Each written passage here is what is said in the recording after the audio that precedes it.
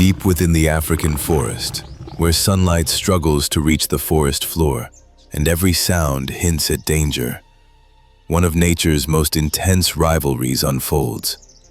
The clash between baboons and chimpanzees is more than a simple dispute over territory. It is a relentless contest for dominance, influence, and survival, in a world where intelligence and raw power collide head-on.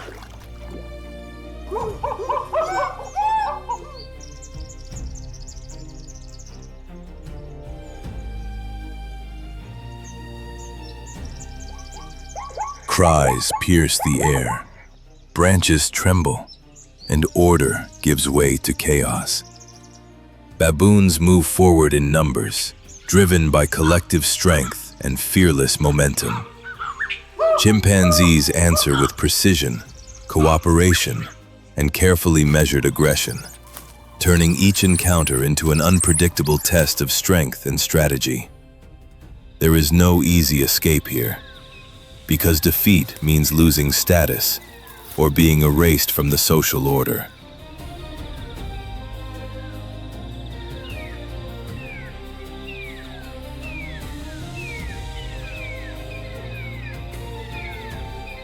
This is the battle for the crown of the Green Kingdom, a struggle where power is never inherited, only earned. In this unforgiving arena, every moment shapes the balance of rule, deciding who stands at the center of the forest and who fades back into the shadows.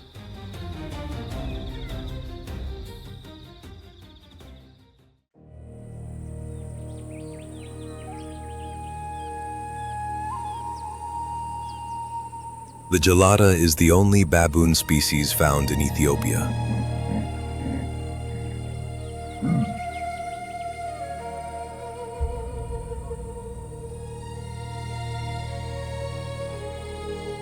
Locally, they are known as the red-chested monkeys, a color that symbolizes both passion and the flame of authority.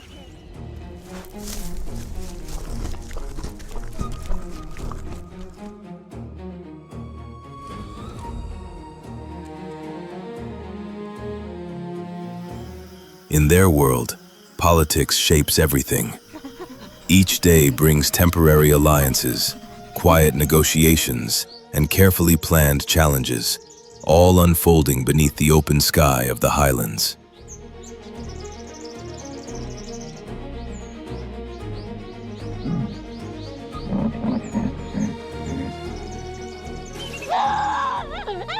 Tariq is the dominant male who has ruled the southern grasslands for 3 rainy seasons.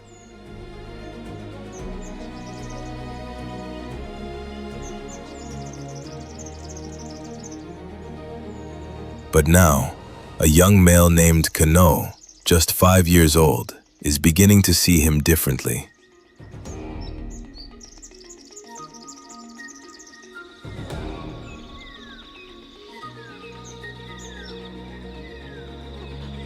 Kano is young, fast, and in peak condition. Yet strength alone is never enough to claim leadership.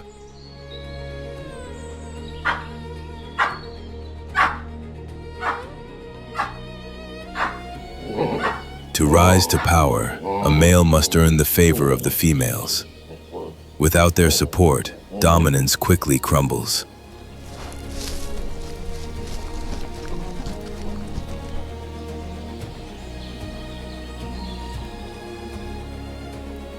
That support is slowly slipping away from Tariq.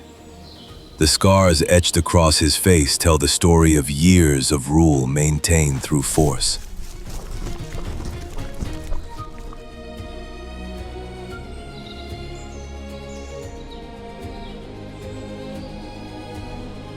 Meanwhile, Kano advances quietly, building his strategy step by step. Among geladas, every grooming session is a form of approval, and Kano gathers these signals of trust day after day.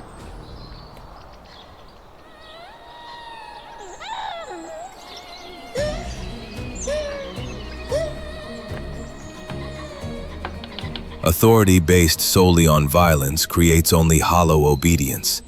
Fear may enforce order instantly, but trust, once broken, rarely returns.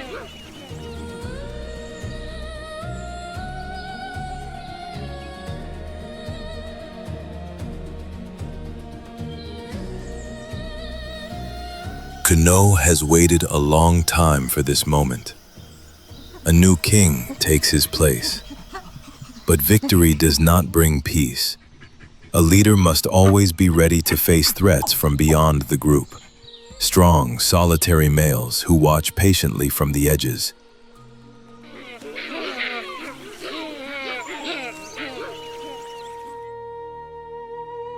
The real test of power has only just begun.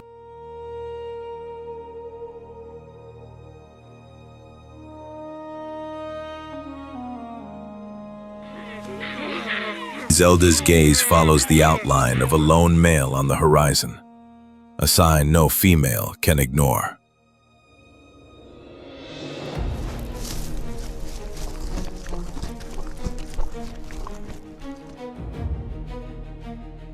Kano realizes then that his authority is still fragile. The loyalty of the females is not symbolic. It is a matter of survival.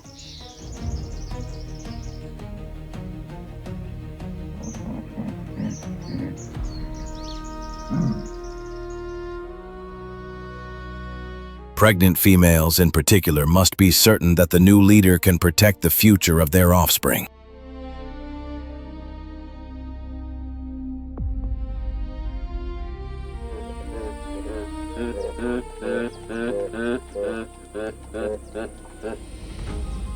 A female alliance begins to form.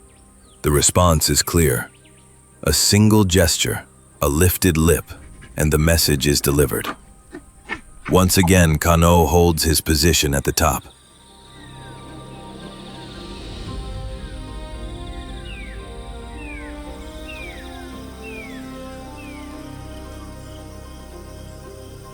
Yet everyone in the group understands one truth.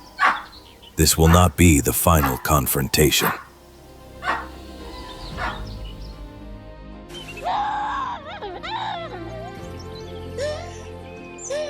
What do you think about this endless cycle of power? Do you believe Kano will one day follow the same path as a tyrant, slowly becoming another Tariq?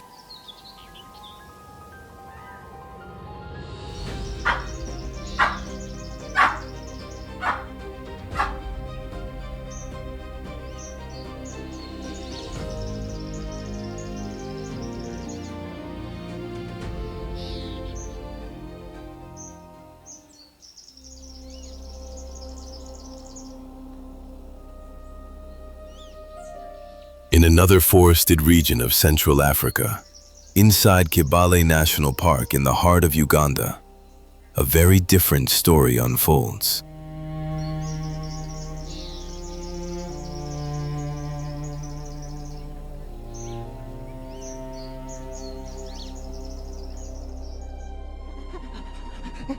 This landscape is home to more than 1,000 chimpanzees, and is considered one of the most socially complex environments in the animal kingdom.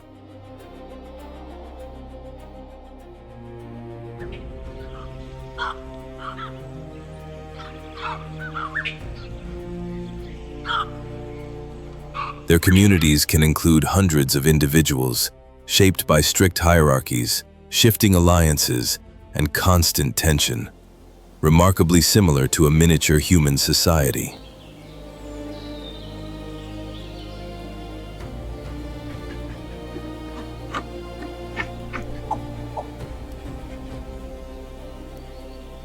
Each day in the valley seems to follow an unwritten script. The Kanyantale group is the most well-known.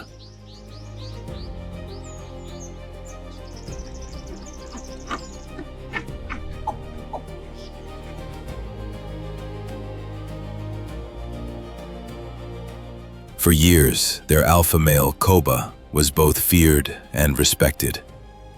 No one had dared challenge him for 3 consecutive years.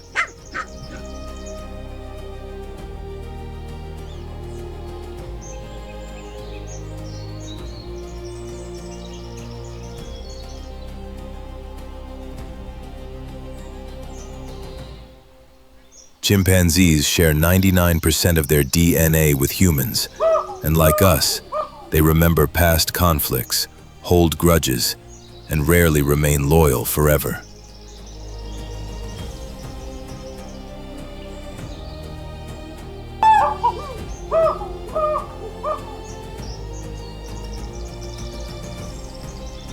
Koba's reign was nearing its end, and a new contender was quietly emerging.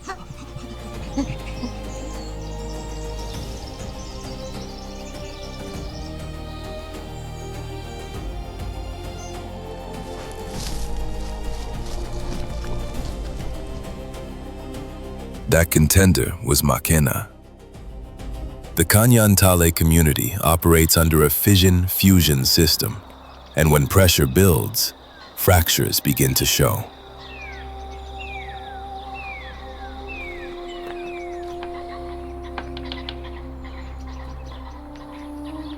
In the middle of this growing instability, a key figure steps into focus: Kalonzo, Koba's closest ally, who has begun to question his loyalty.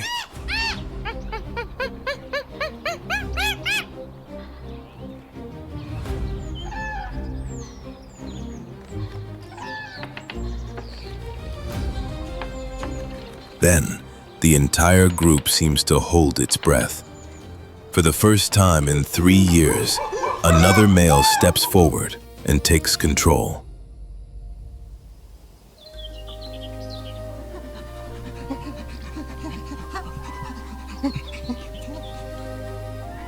High above, among the green canopy, a group of red colobus monkeys moves swiftly from branch to branch.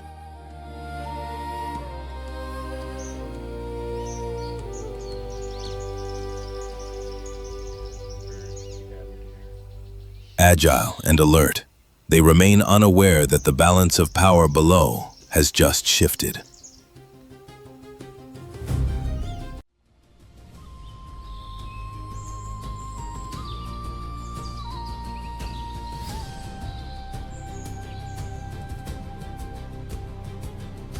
Koba hunted colobus through sheer force. Makena hunts with patience and calculation. This moment was exactly what he had been waiting for.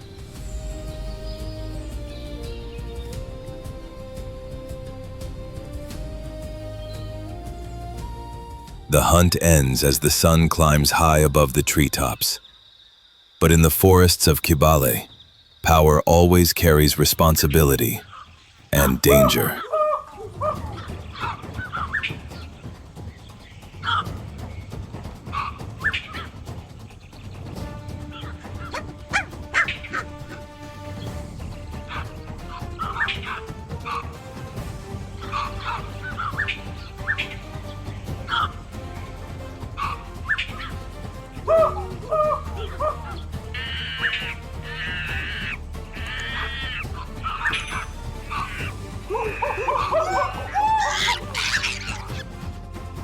When Kalonzo rises to patrol the western edge of the territory, he encounters what chimpanzees fear most.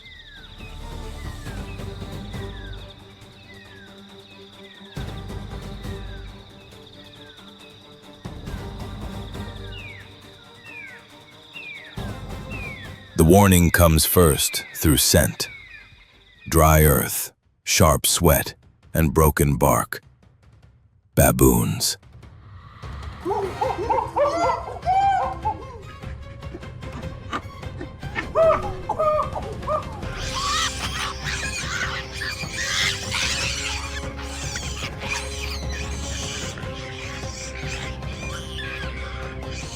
From the high plateaus of Ethiopia to the deep forests of Central Africa, power among primates takes many forms.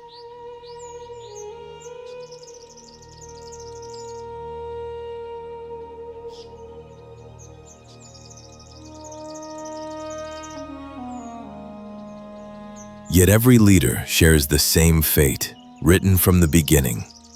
Authority is born from conflict and, sooner or later, ends in isolation.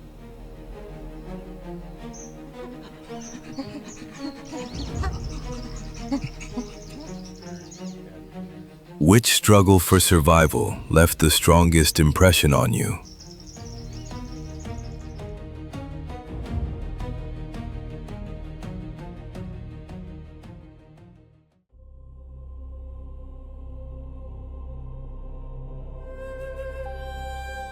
Across the African savanna, certain encounters capture the raw essence of the wild.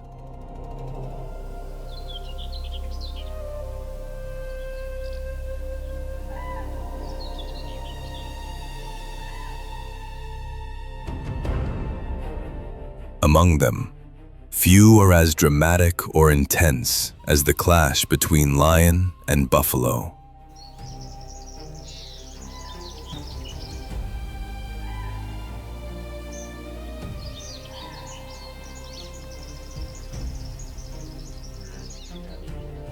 On one side stands Africa's most iconic predator, a skilled hunter positioned at the top of the food chain.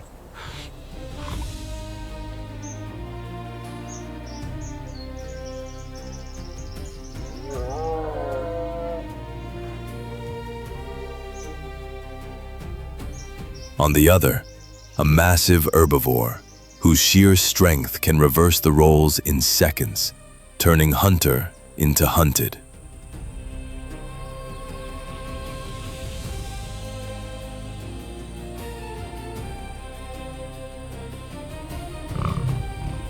The lion does not rule by strength alone, but through cooperation. Unlike most solitary big cats, lions rely on social coordination to challenge opponents of enormous size.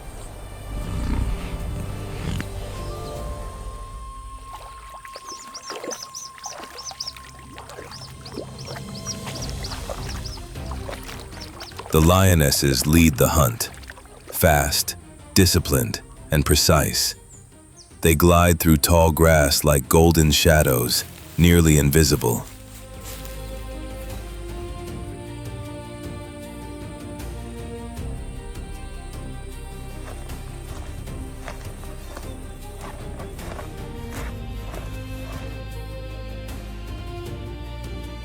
Every movement is calculated, every advance part of a carefully timed sequence. Their target is clear, a Cape buffalo, a giant that can weigh more than 900 kilograms.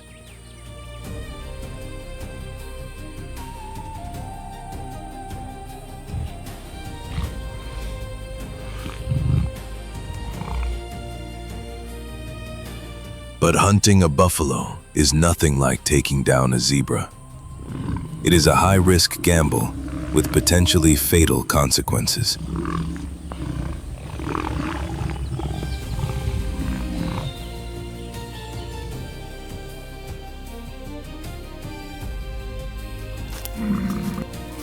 The moment the herd senses danger, the savanna transforms from a peaceful plain into a battlefield. Hooves thunder against the ground, shaking the earth itself.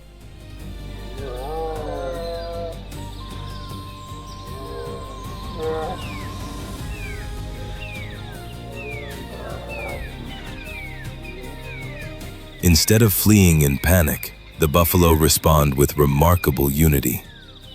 Calves are shielded at the center, adults form a solid front, and heads lower in unison, becoming a living wall of muscle and horn.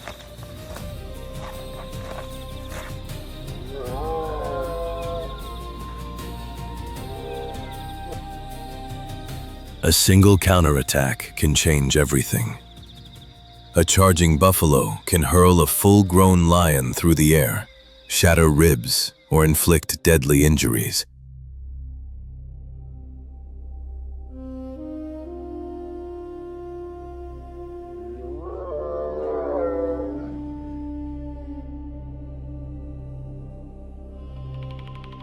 Their horns are not merely defensive tools. They tell the story of survival. In mature males, the thick, hardened base of the horns, known as the boss, fuses into a near impenetrable shield.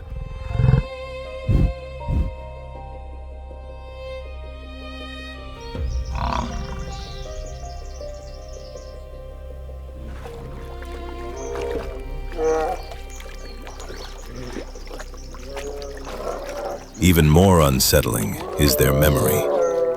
Buffalo are known to remember past threats, with documented cases of entire herds returning days later to track down and confront the same lions that once targeted them.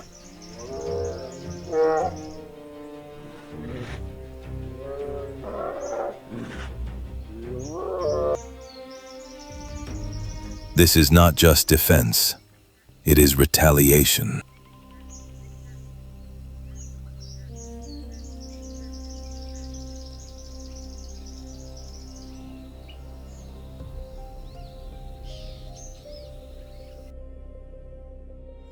For a lion, a serious injury is more than pain. It is often a death sentence.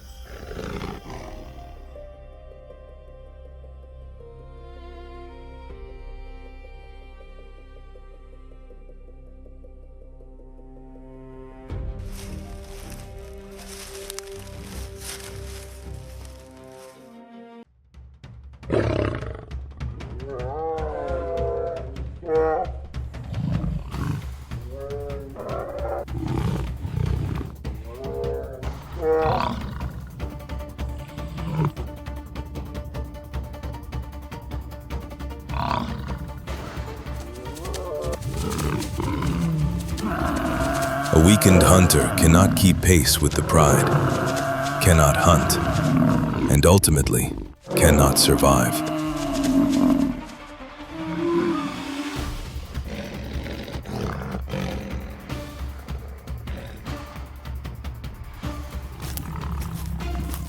And yet, the lions persist. Hunger leaves no room for caution. A buffalo is a prize worth the risk, capable of feeding the entire pride for days.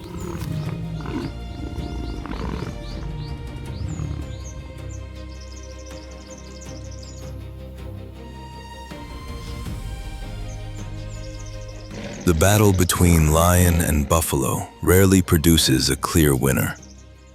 More often, it ends in a brutal stalemate.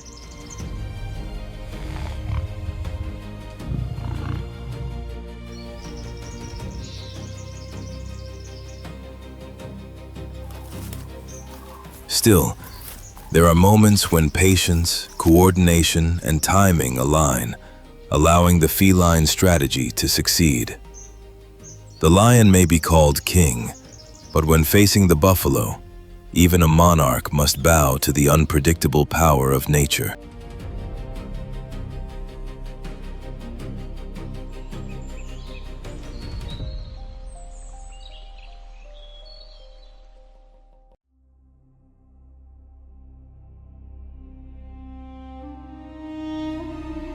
Farther south, among the open woodlands of the Serengeti, a new set of rules begins to take hold.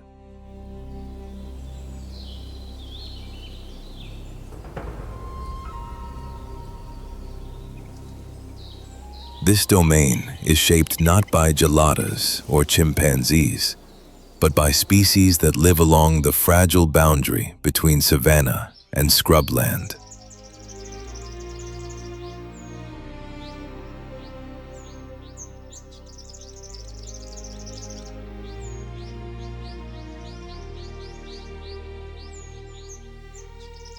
This is the Serengeti woodlands, a vital ecological transition zone in East Africa.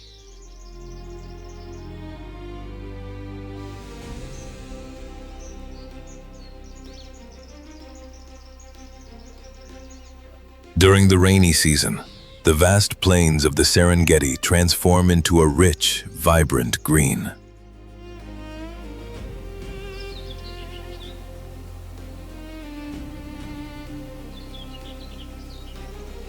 Daytime temperatures often hover around 27 degrees Celsius, while nights cool to a more comfortable 15 degrees.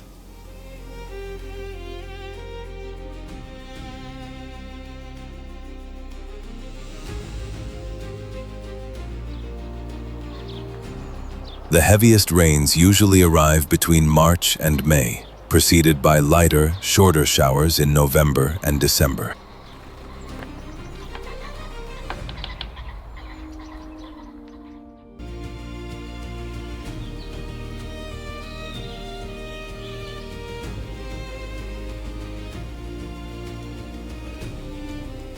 With water comes change. Temporary streams and shallow pools emerge across the landscape, reflecting the sky like scattered mirrors.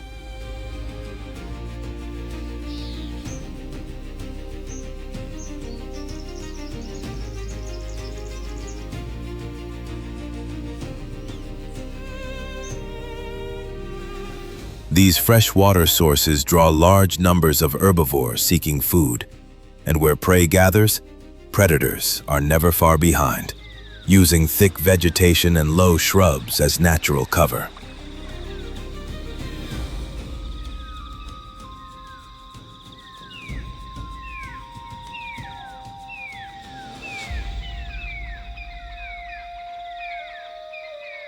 In this setting, the Nile crocodile becomes one of the most mysterious hunters of the region.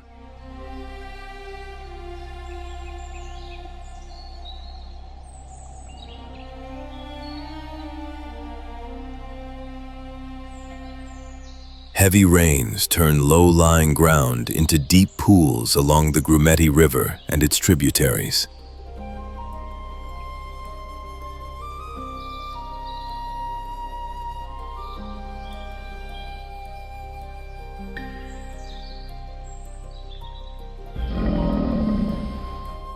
Here, the crocodile can remain hidden for weeks at a time, submerged in murky water, revealing only its eyes and nostrils, living traps poised to strike.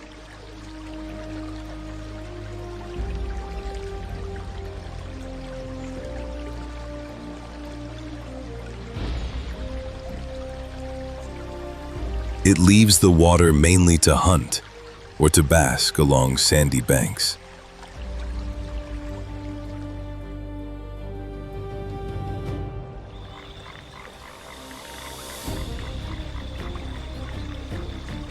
The jaws of the Nile crocodile hold between 64 and 68 sharp, conical teeth, built not to tear flesh, but to grip with relentless force.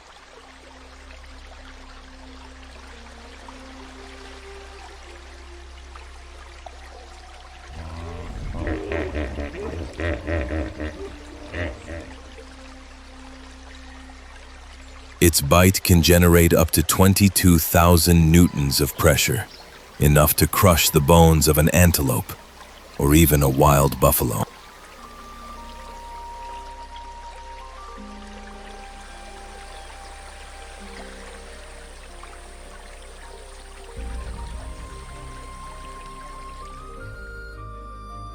The infamous death roll seals the fate of its prey.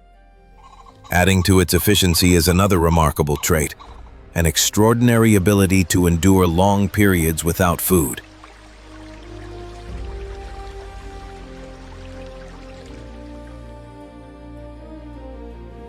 An adult crocodile can survive for months without eating, thanks to an extremely slow metabolism and the ability to store energy from large previous meals.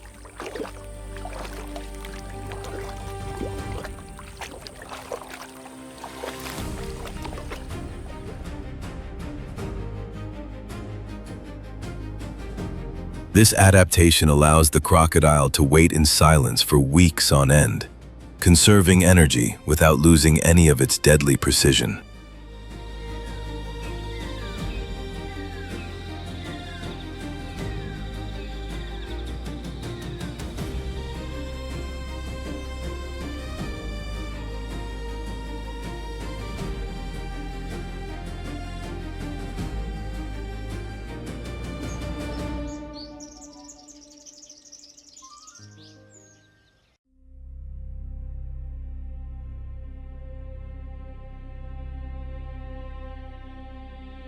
The open woodland echoes with deep, commanding sounds.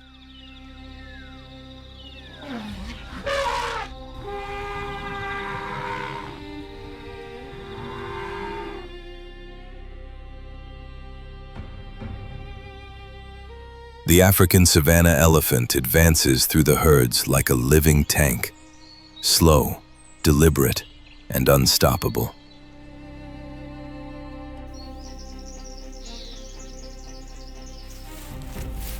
Each step flattens fresh grass and low vegetation. Wet mud clings to its skin as branches snap and pathways open in its wake. Yet the African elephant never truly moves alone.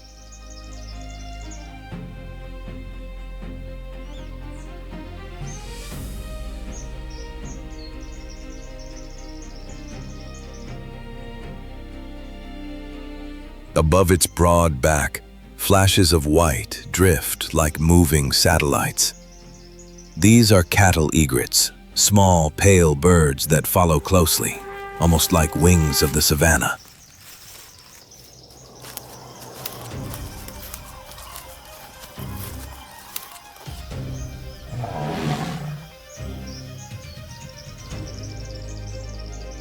With every step the elephant takes, insects leap from the grass, and the birds seize each opportunity.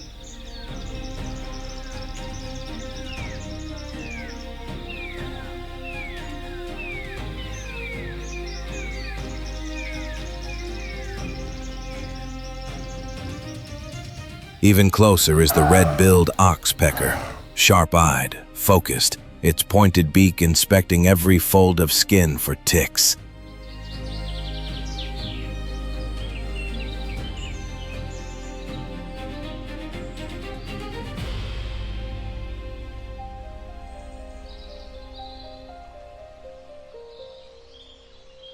At times, it may even cling to open wounds to feed on blood.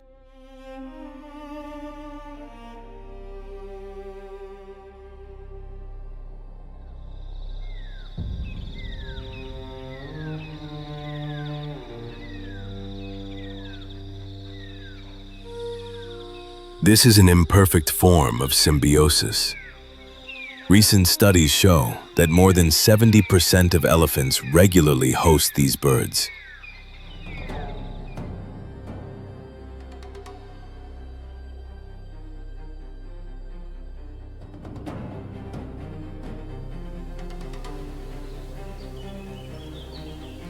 The relationship becomes especially intense during the rainy season, when parasites multiply rapidly.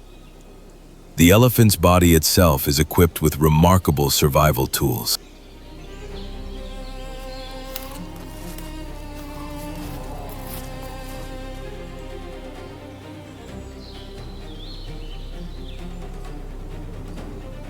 Its massive ears play a vital role in temperature control.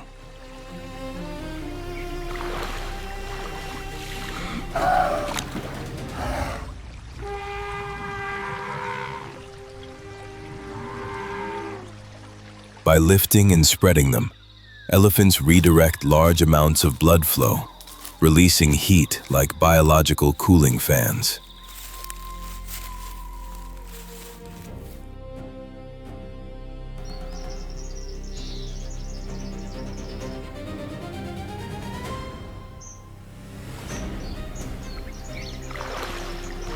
Their gray, deeply wrinkled skin is covered in tiny cracks that trap water and mud. As this moisture evaporates, it creates a natural cooling system that shields the animal from extreme heat.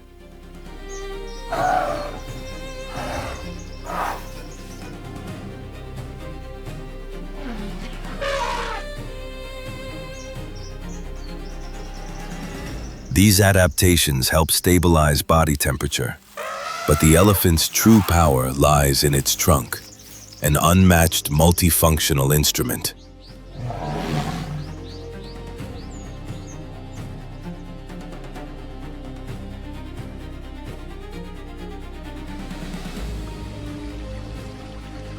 With it, the elephant can draw in water to drink, spray itself to cool down, or dig into dry riverbeds to reach underground water.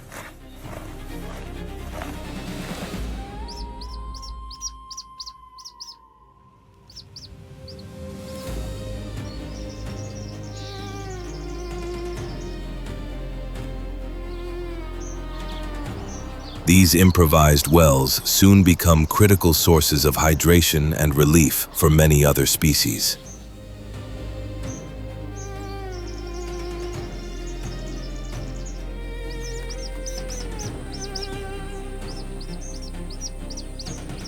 The trunk is also a tool for communication.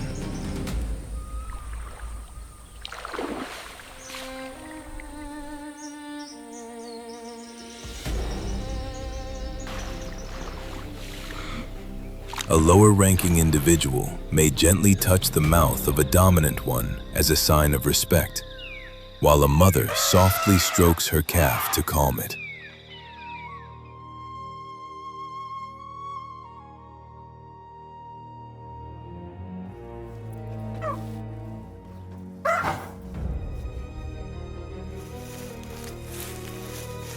During the rainy season, feeding follows a clear strategy, maximizing nutritional gain by tracking the green wave, the spread of fresh vegetation.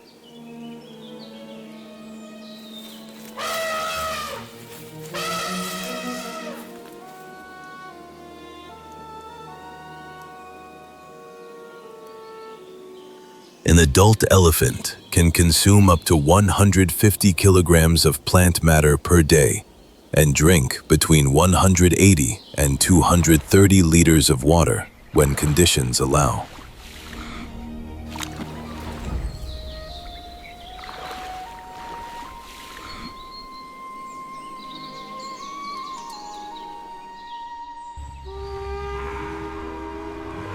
Herds prefer areas with young grass and easy access to water, which is why, during the wet season, they gather in lowlands near streams, pools, and forest edges.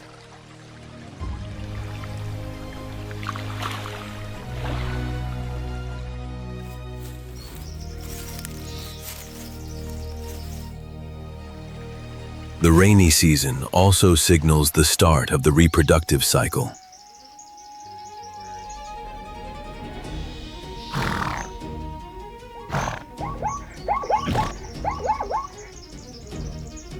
Females are more likely to enter estrus when food is plentiful. Males, entering a state known as must, separate from the group and travel long distances in search of receptive females, increasing the chances of mating.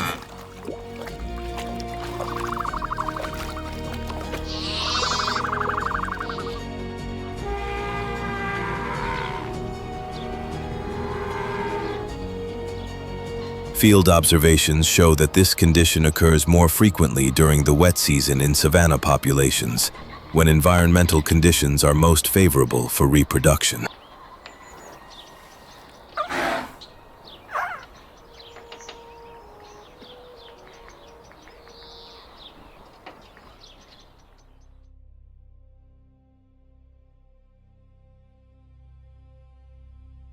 As evening falls, the herd leaves the muddy banks behind, marking the ground with deep tracks, torn bark, and fading pools of water.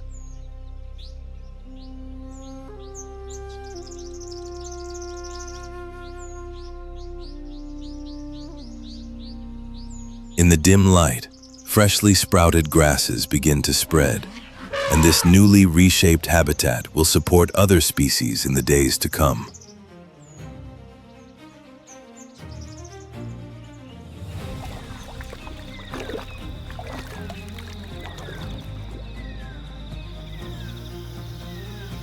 With every step taken by African savanna elephants, the open woodland is quietly renewed.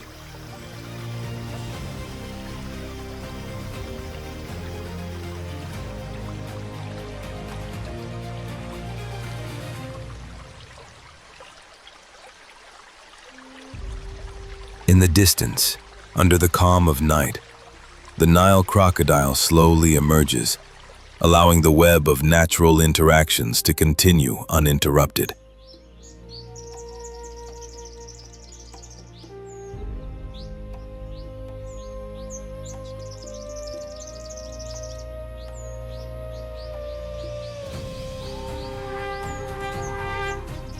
As the elephants move on, leaving open clearings, spaced canopies, and broken branches along their path, the Maasai giraffe approaches in silence.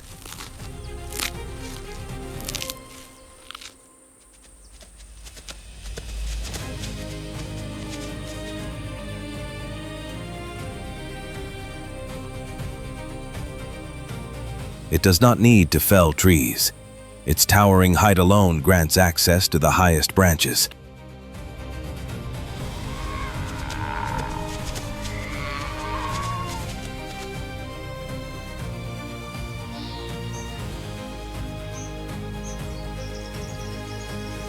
At this moment, Maasai giraffes resemble living cranes, moving steadily among acacia groves heavy with new leaves.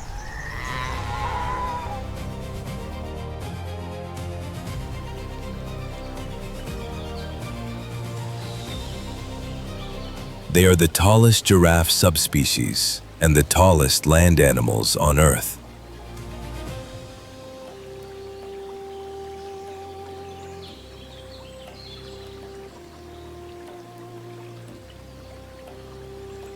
An adult can reach heights of up to 5.9 meters, with the neck accounting for nearly half of that length.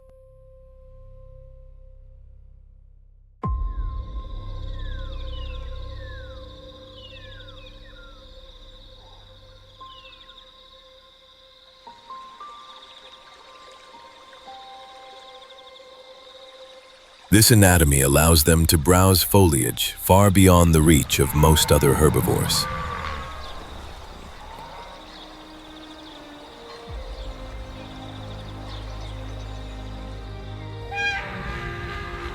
During the rainy season, when acacias are rich with tender leaves, Maasai giraffes feed from the top downward.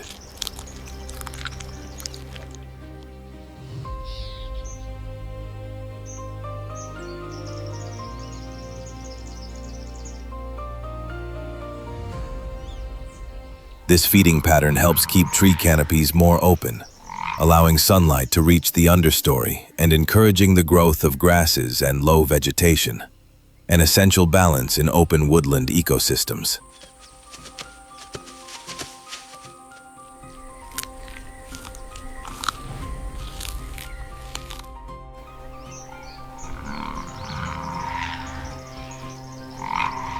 Yet this great height also becomes a disadvantage when it is time to drink.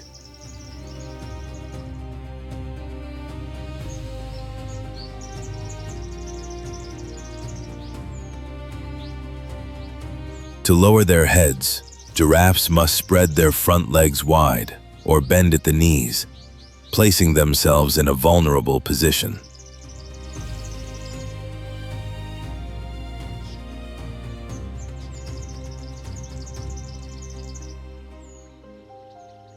In these moments, they become potential targets for predators such as lions and leopards. For this reason, they tend to choose wide water sources with clear visibility.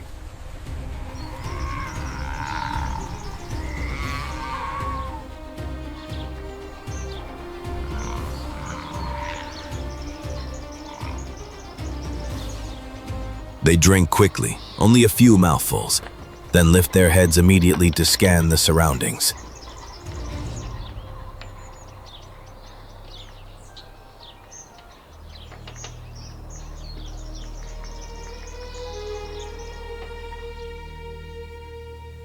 A distinctive social behavior during the rainy season is the formation of temporary groups known as towers.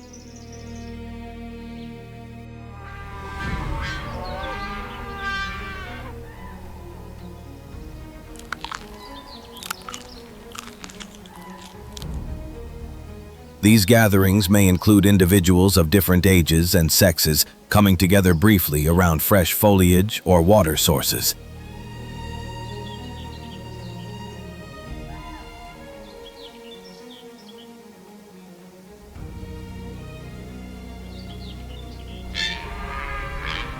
Although there is no fixed hierarchy within these groups, the benefits are clear. More watchful eyes mean reduced risk of attack.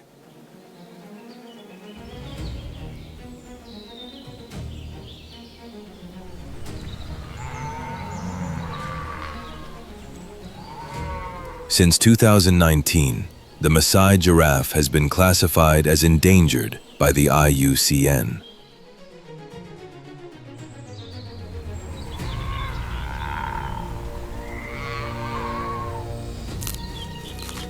Over the past 3 decades, its population has declined by nearly 50%, dropping from around 70,000 individuals to approximately 32,000 remaining in the wild by 2024.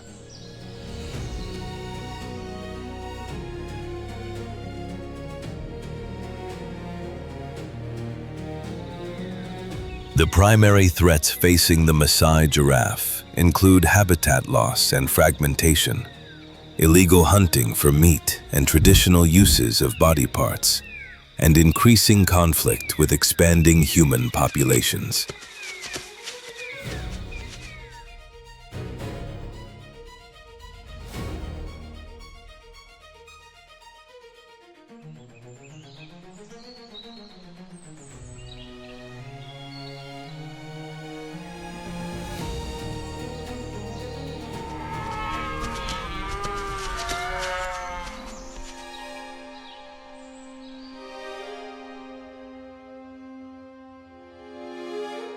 High in the branches of an acacia, a subtle movement stirs the lower limbs.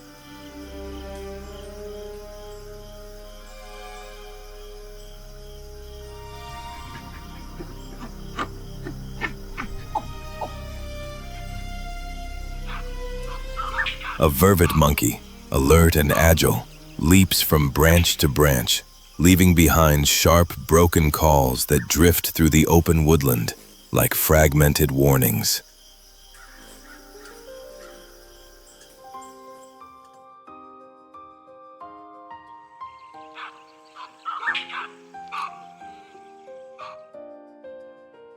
The vervet monkey has a modest yet unmistakable appearance.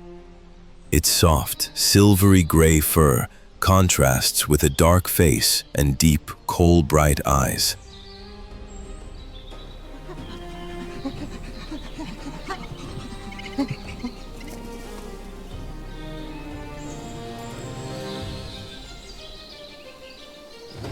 A long tail remains perfectly balanced as it moves skillfully through the upper canopy.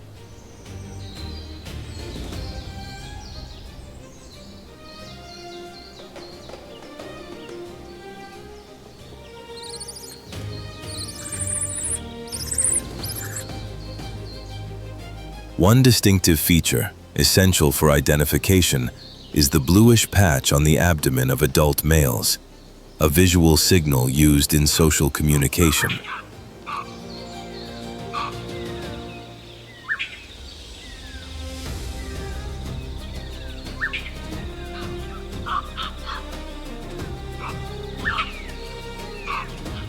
They are true opportunists of the animal kingdom. During the rainy season, their diet becomes remarkably varied, including ripe fruits, seeds, insects, and tender leaves.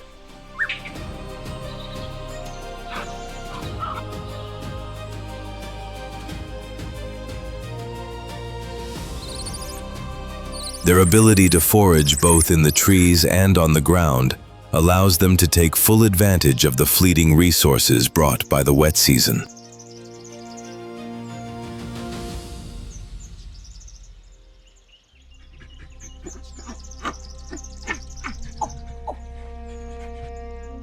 Coordination within small groups is vital to their survival.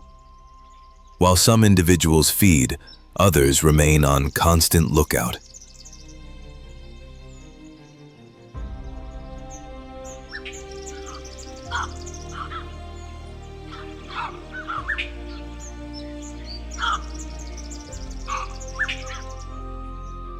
At the first sign of danger, whether the outline of a leopard hidden among branches or the wing beats of an African eagle, one monkey releases a sharp alarm call.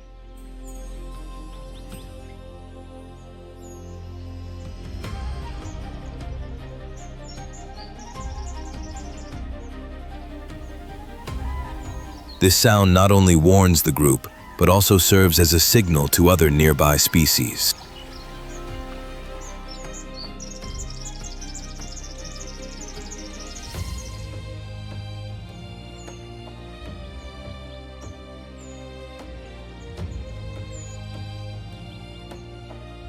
Vervet monkeys are also capable of recognizing and producing different alarm calls depending on the type of predator approaching.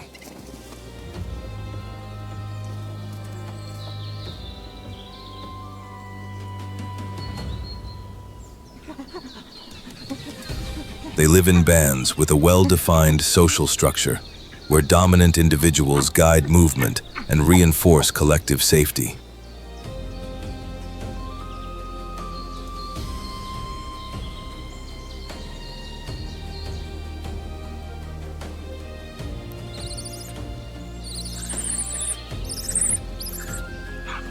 The rainy season also signals a period of territorial expansion.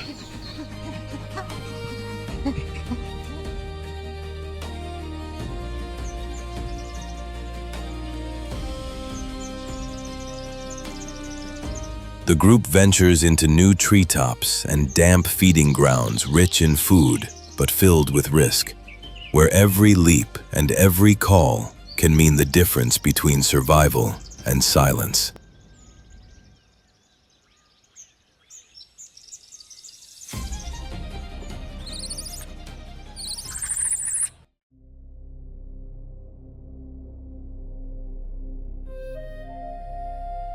On the ground below, the black-backed jackal moves with calm precision.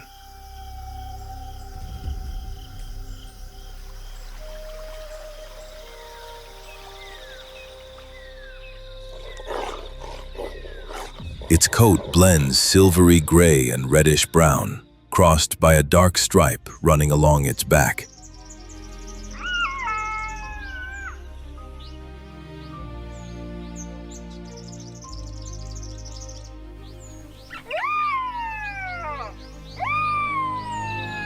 Upright ears and alert eyes act like living sensors, capturing every sound that travels through the surrounding grass.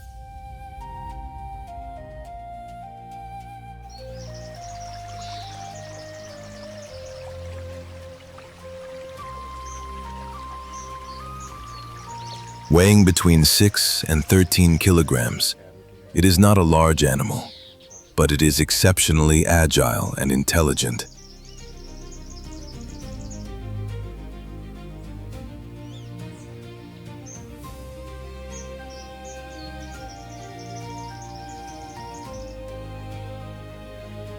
Its slim build is not a limitation.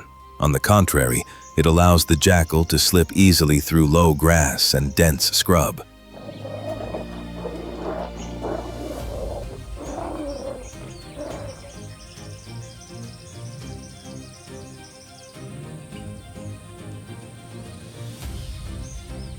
The black-backed jackal is a clever and highly adaptable hunter, capable of hunting alone or in pairs, depending on opportunity.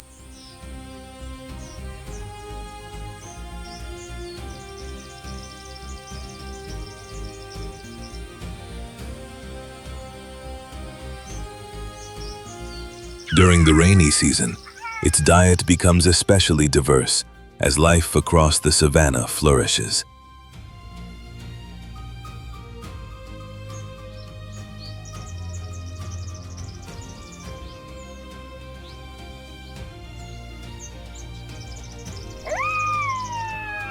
Insects stirring beneath fallen leaves, fledgling birds taking their first flights, rodents hidden in shrubs, and swift hares all become potential meals.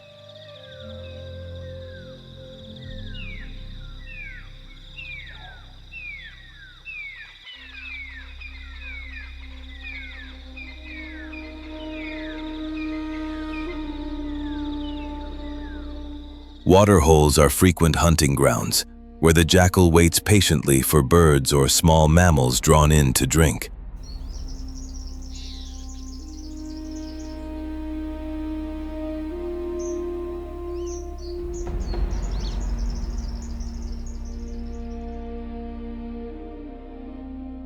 When the scent of carrion from a large animal spreads through the damp air after rainfall, its senses guide it unerringly.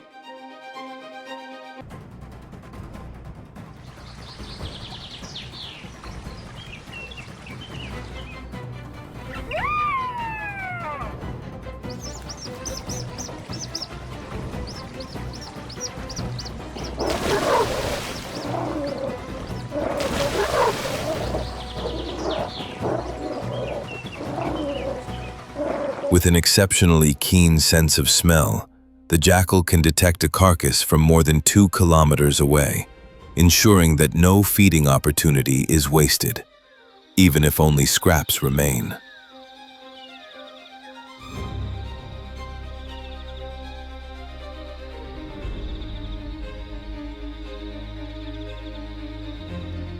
Black-backed jackals live in strong, long-term pairs. A male and female often remain together for life, hunting and raising their young as a coordinated team.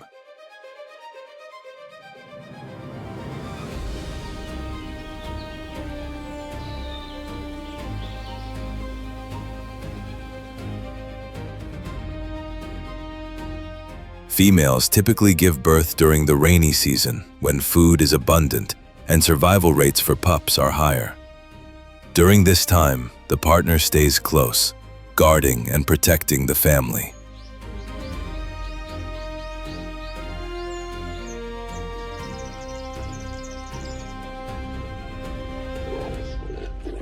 When necessary, both adults release powerful howls, sounds that serve a dual purpose: warning potential rivals and marking territorial boundaries.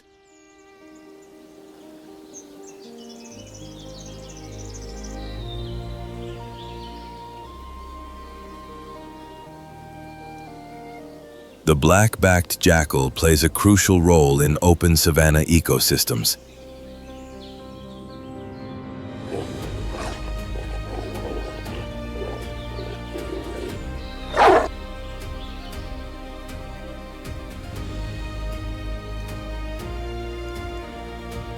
Acting as a quiet custodian, it removes carcasses and helps regulate rodent populations, reducing the spread of disease.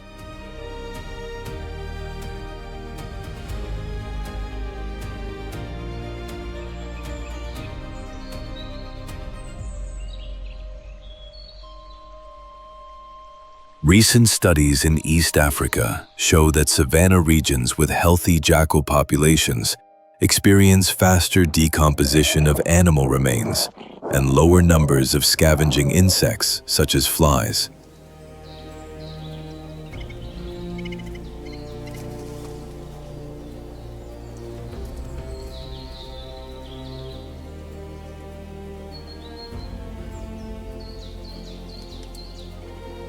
This process contributes significantly to ecological balance and the natural sanitation of the environment.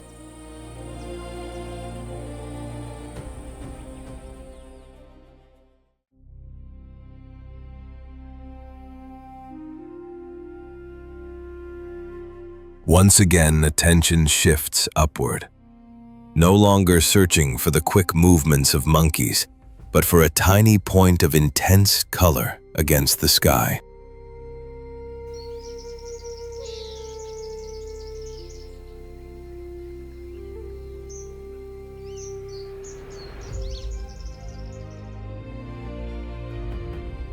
Beneath the humid air left behind by the rain, the lilac-breasted roller glides through the sky like a living fragment of a rainbow.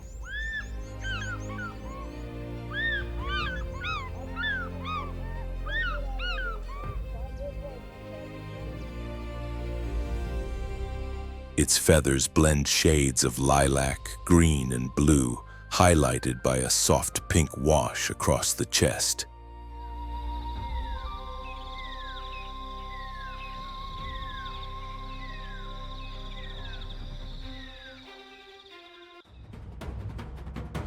Measuring only about 36 centimeters in length, its flight is unmistakable.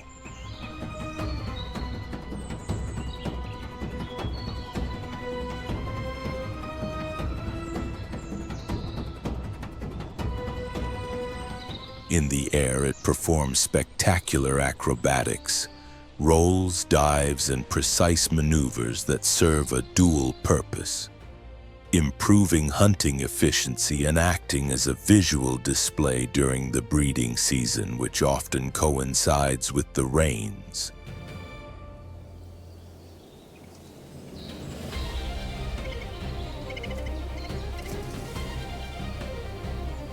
Rainfall awakens the insects. They emerge from their shelters, hide beneath leaves, or leap through damp grass.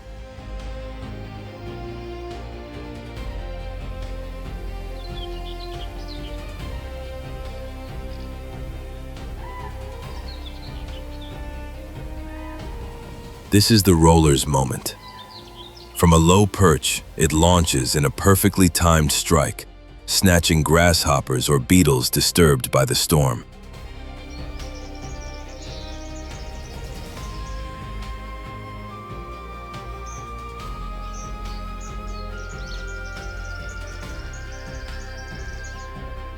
This species does not form large flocks. It usually lives in pairs, occupying small territories that may include clusters of tall trees and open grassy clearings.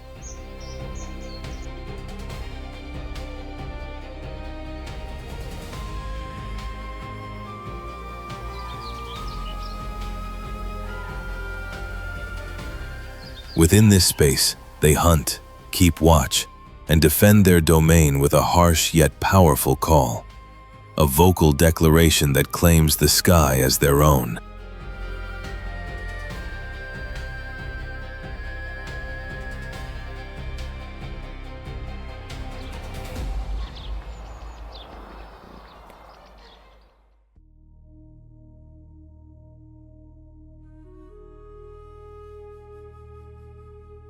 And so, another chapter of African wildlife comes to an end, where the clash between baboons and chimpanzees reveals a hard truth.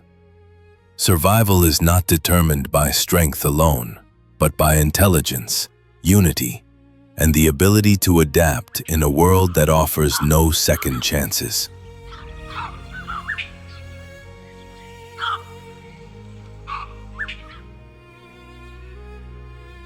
In these struggles, it is not only territory or dominance at stake, but the very right to exist in an unforgiving environment.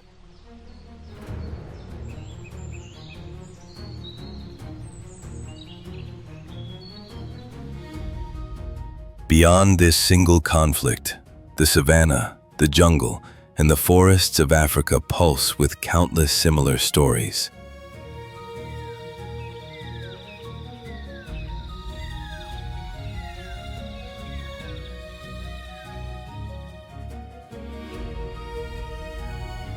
Every species, hunter or hunted, lives by the same ancient law. Move forward, endure, and fight for one more day.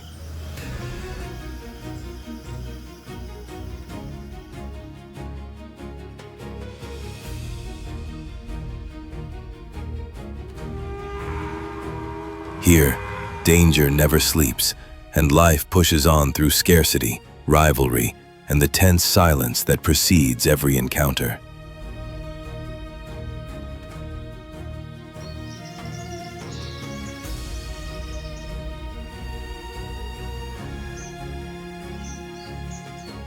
Wild Africa is both harsh and breathtaking. Its severity preserves a natural balance that has endured for millennia.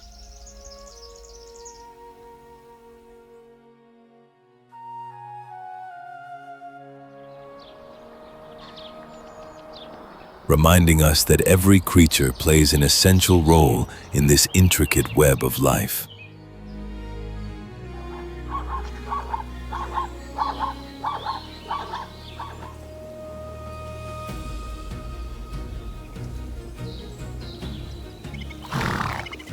When one falls, another rises. When one struggles, all sustain the rhythm of nature.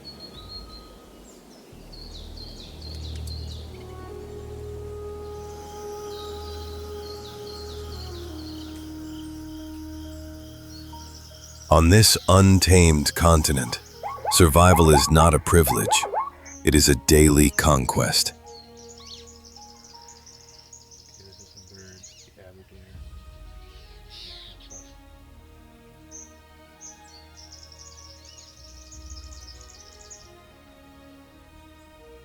And as the sun sets over the red earth, we understand that these moments are not merely scenes of conflict, but powerful testimonies of resilience, instinct, and the unbreakable will to live in one of the most extreme environments on Earth.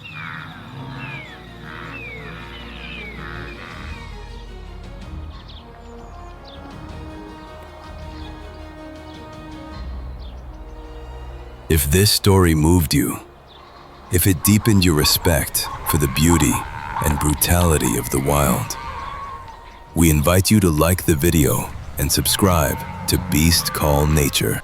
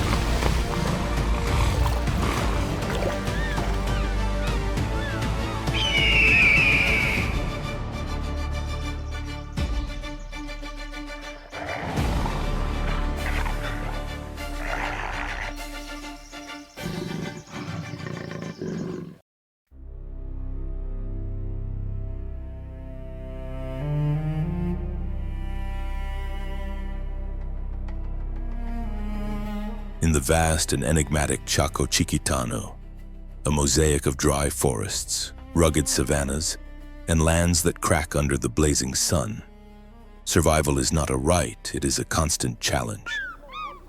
This territory, stretching silently between Bolivia and Brazil, is one of South America's harshest, most complex, and least explored ecosystems.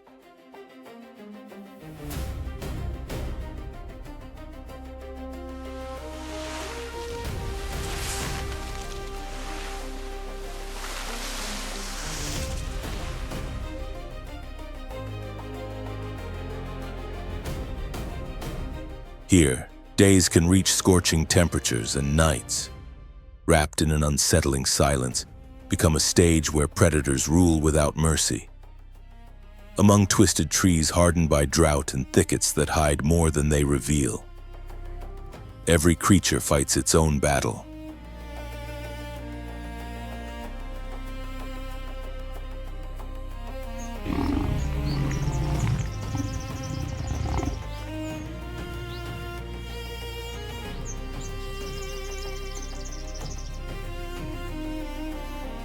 In this unforgiving environment, each step taken in the shade or under the burning sun can draw the line between survival and vanishing forever. There is no room for error, no second chances. The Chaco Chiquitano demands skill, strength, instinct, and above all, a fierce will to endure.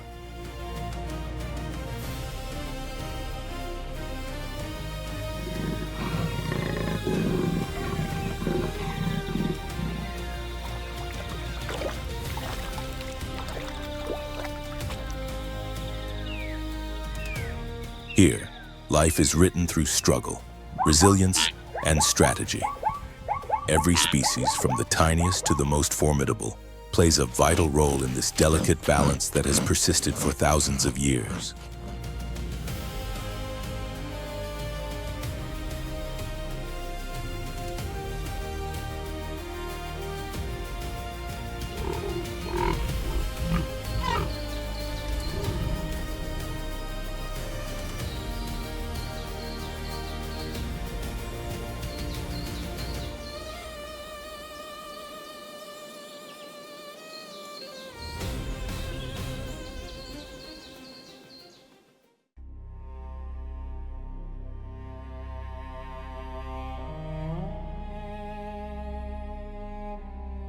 When silence once again blankets the arid plains, a shadow slips quietly among low shrubs and the cracks of dark rocks.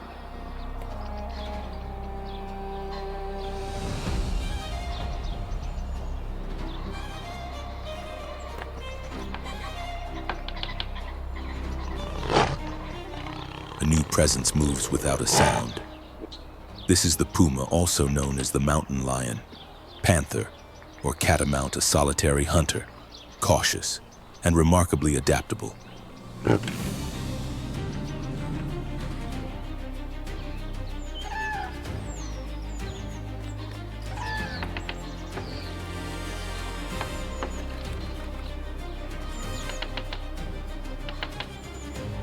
Adult males can weigh anywhere from 52 to over 100 kilograms, reaching lengths close to 2.4 meters.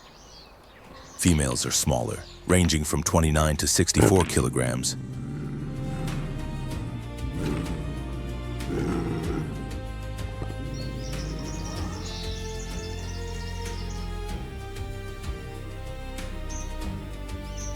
Their golden brown fur, completely free of spots, makes them nearly invisible against the dry, dusty terrain.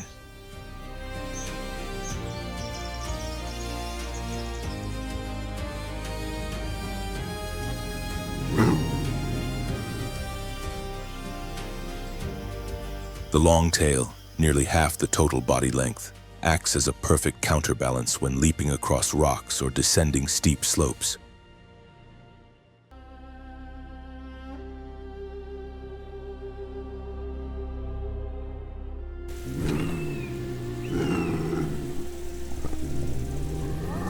The puma keeps its claws retracted to preserve their sharpness, exposing them only when climbing, attacking, or burying a meal.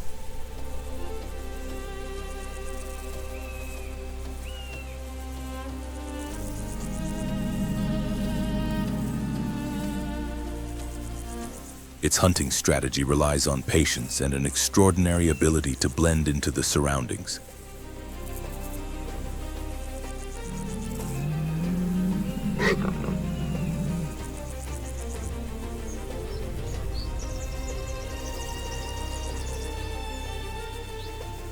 It often hides beneath dense shrubs, near rock crevices, or along slopes covered with dry leaves, ideal spots for ambush, offering both cover and a clear view of approaching prey.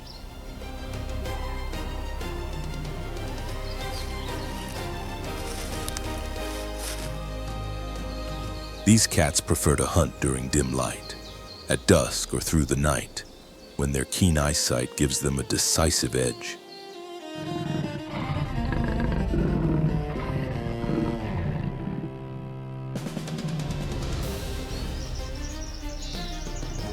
A single, precise leap from close range can bring down prey before it has a chance to react.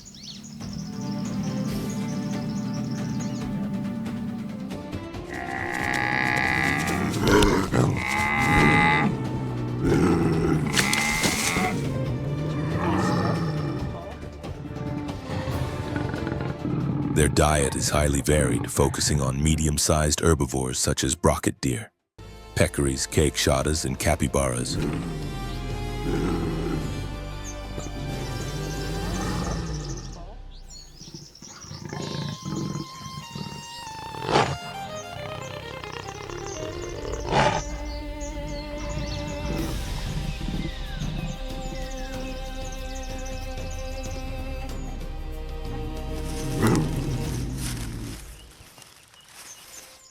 They may also hunt armadillos, birds, large lizards, and even livestock if food is scarce.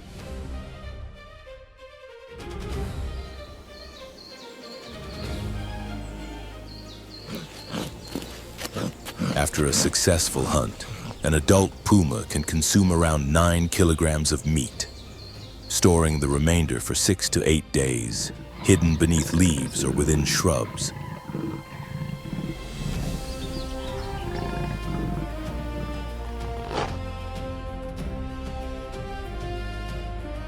This behavior conserves energy, maximizes resources, and protects the kill from other predators.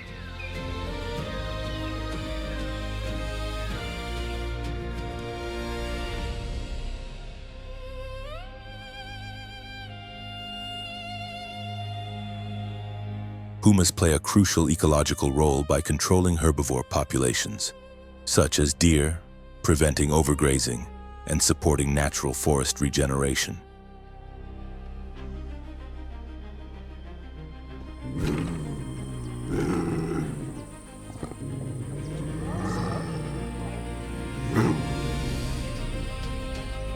Due to their wide distribution and diverse habitat requirements, they are considered an umbrella species, protecting them indirectly.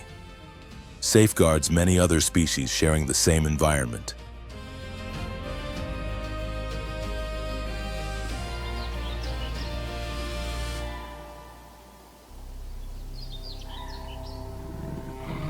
A healthy puma is more than just a surviving individual. It is a symbol of resilience and stability, representing the balance of the entire ecosystem.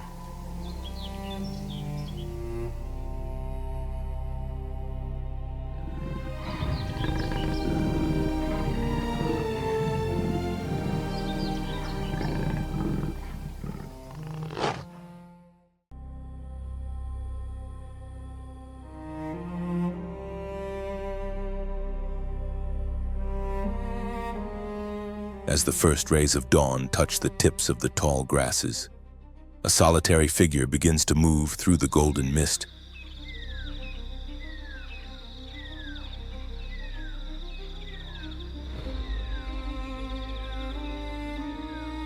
Its silhouette resembles a wandering spirit with wolf-like features, stepping cautiously on long, slender legs. It glides between the shadows of trees and the fading buzz of nocturnal insects.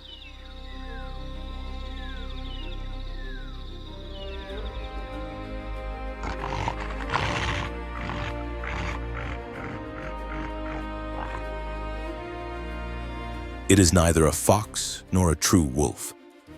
This is the maned wolf, a unique creature that blends characteristics of both, yet fully belongs to neither.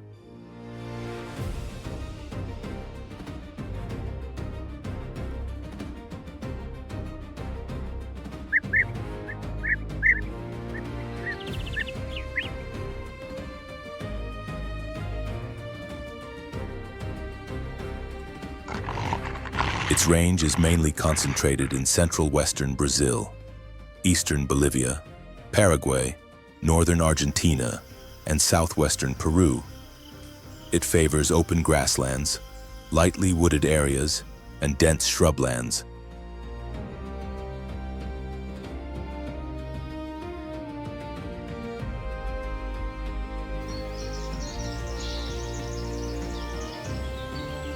Unlike conventional wolves, which are stockier and shorter, the maned wolf has a slender build.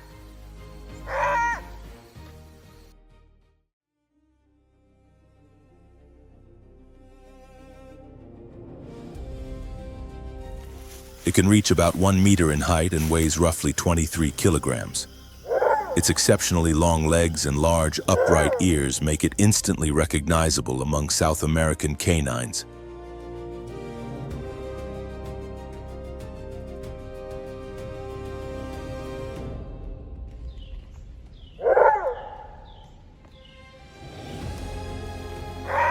The maned wolf's diet is remarkably diverse. It feeds on fruits, particularly the distinctive wolf fruit, as well as small vertebrates such as lizards, birds, insects, and various rodents.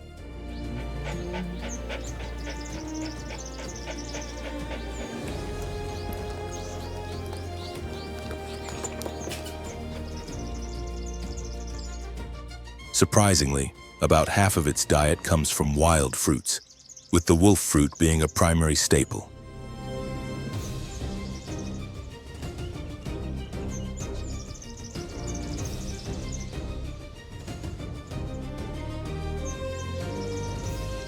Unlike traditional wolves, it does not rely on speed to catch prey. Instead, it approaches quietly, taking advantage of the tall grass where small animals often hide.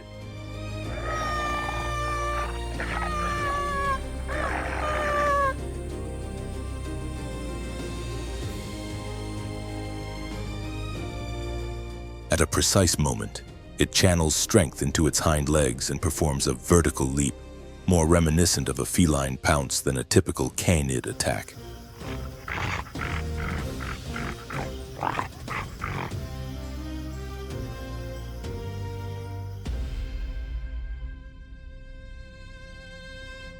The landing impact can stun or even kill prey instantly, followed by a precise bite to the neck or back.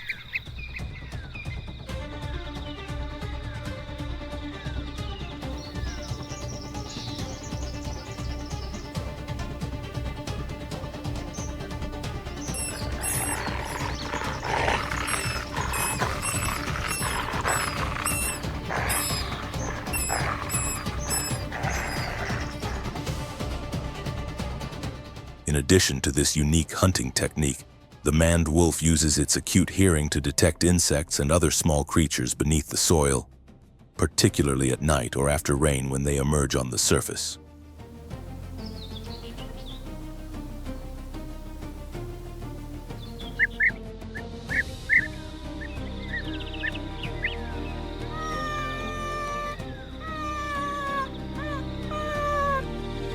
Its hunting success rate hovers around 21%, but its ability to exploit a wide range of food sources and its energy-efficient strategy allow it to maintain a stable balance within its natural environment.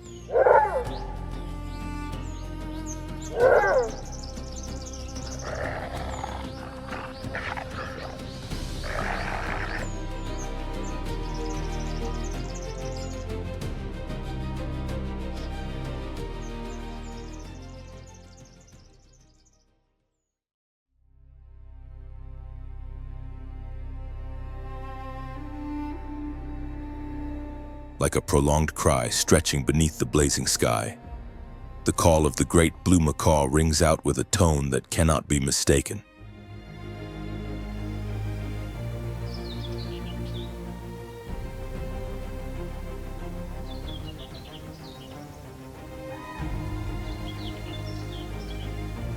Its voice is loud, vibrant, and piercing like a streak of cobalt cutting through a golden horizon.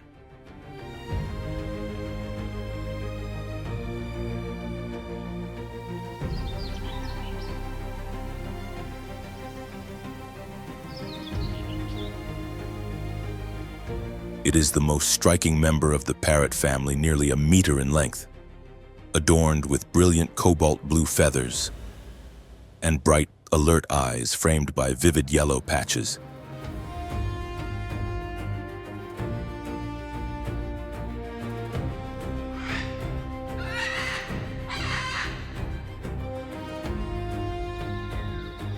These macaws usually live in pairs, remaining faithful for many years, though they can also move in small groups and gather in communal roosts.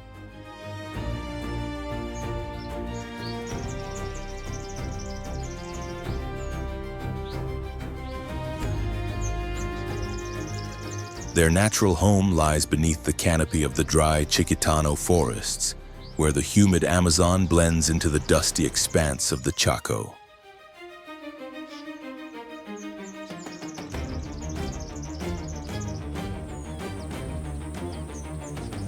Even when the land cracks and trees are stripped bare by fire, they always return, drawn to the resources essential for survival.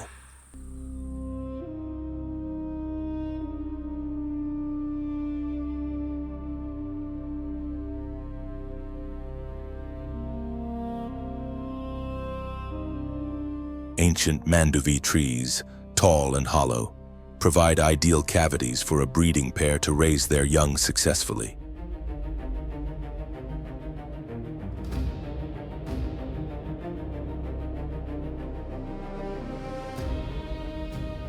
With their powerful curved beaks capable of exerting over 2,000 newtons of force, they can crack seeds so tough that no other animal can access them.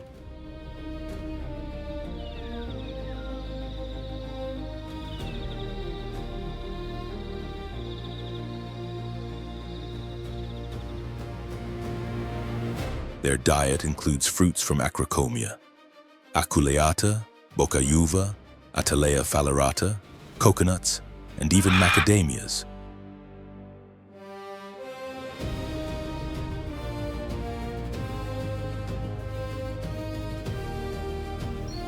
But what appears to be simple feeding is, in fact, an unwitting act of forest restoration.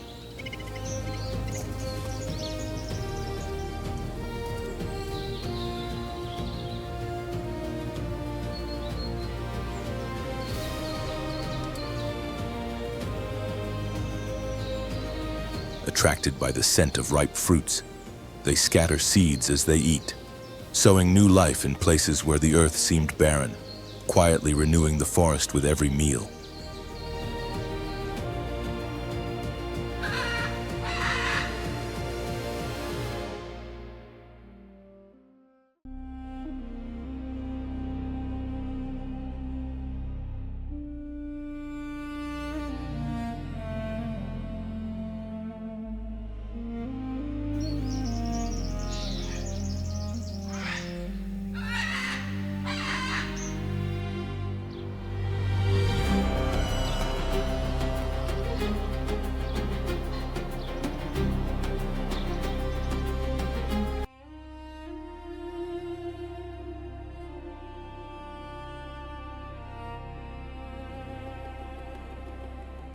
In a land where the sun strikes relentlessly and warm winds mix with dry air, a shadow moves silently through the low scrub.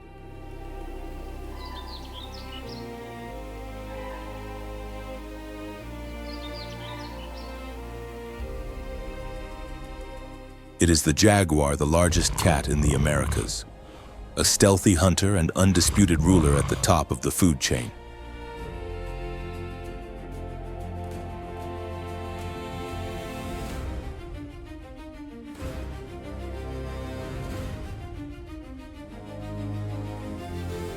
Within Cauia National Park of the Gran Chaco, spanning roughly 4,400 square kilometers, lies the largest protected area of dry forest in the entire Chaco ecosystem.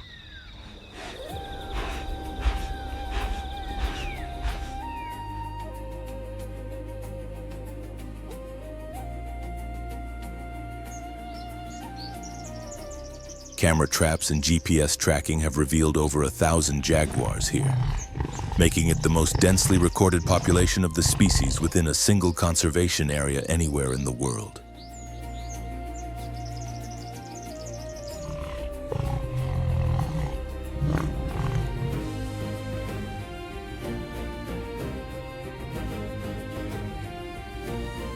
The jaguar is rarely seen. It leads a solitary life, avoids human contact, and marks its territory with scent, deep roars, and footprints that warn intruders.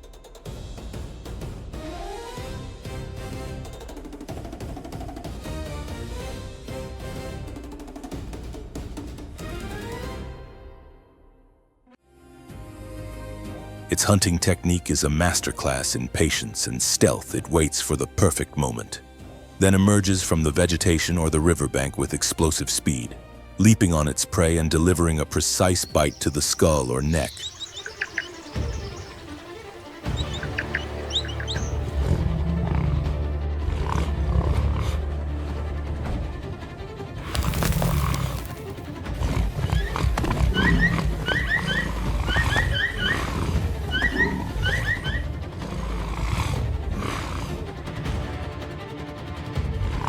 Its powerful jaws can exert over 500 pounds per square inch of pressure, enough to pierce skull bones, a feat no other big cat achieves with such efficiency.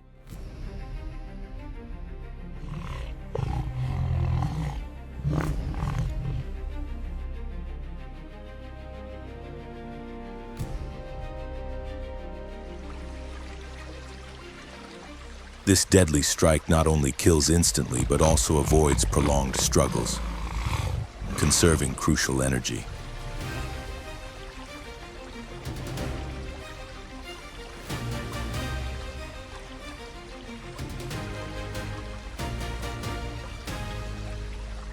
The jaguar's diet is diverse, including tapirs, capybaras, armadillos, lizards, and even fish.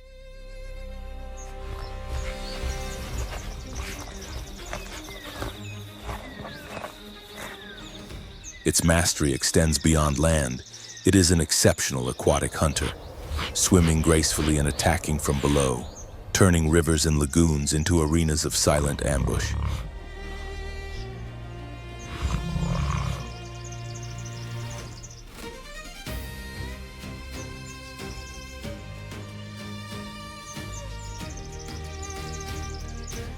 Its ability to climb trees allows it to navigate multiple forest layers, from the forest floor to the canopy, moving with a versatility few predators can match.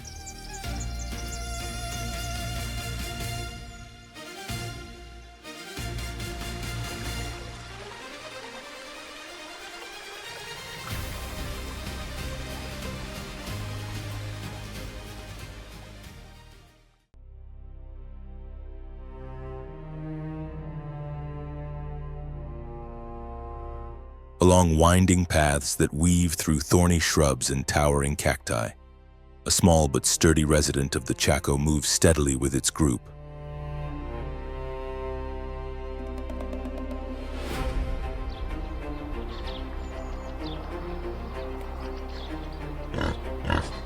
This is the Chaco peccary, one of the most mysterious creatures of South America's arid regions.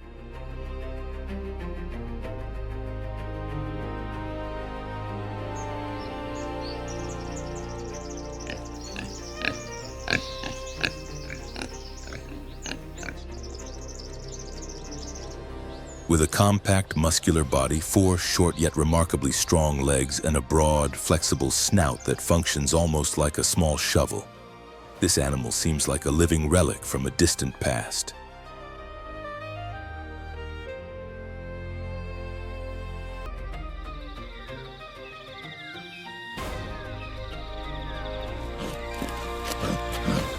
Weighing between 30 and 40 kilograms and measuring just over a meter in length, it is not built for speed, yet it possesses impressive endurance.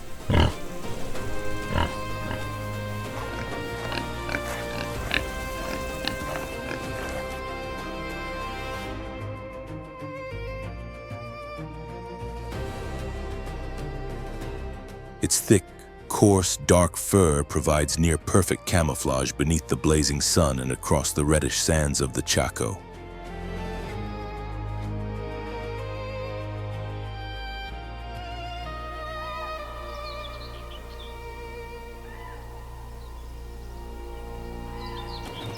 However, the true secret to its survival lies not just in its physical build, but in the extraordinary design of its digestive system, which is specialized to extract nutrients from cacti, the staple of its diet.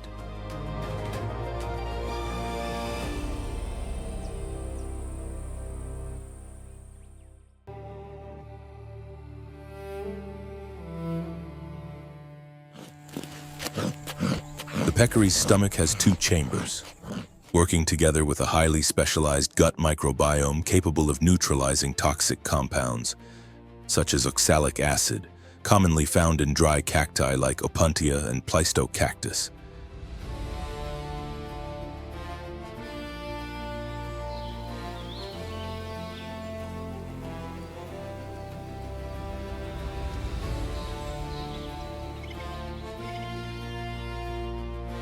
Its kidneys are equally remarkable, efficiently reabsorbing water and converting the spiny fragments of succulent cacti into vital reserves of hydration and energy during the dry season.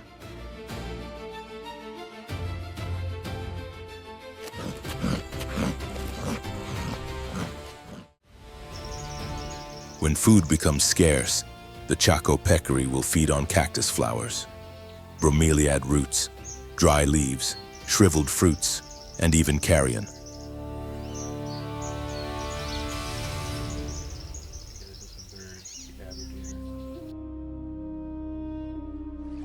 Its ability to adapt to the harsh landscape not only ensures its survival, but also makes it a key species in maintaining the delicate balance of this extreme ecosystem.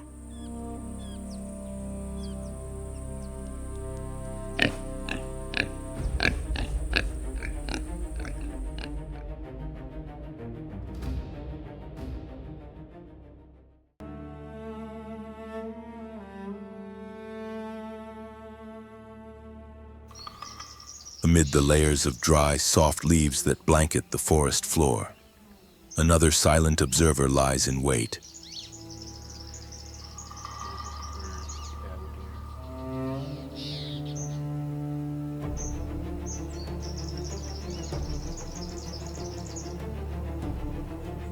Hidden yet alert, the adult boa constrictor can reach over 4 meters in length and weigh more than 20 kilograms. Moving like a living rope of muscle.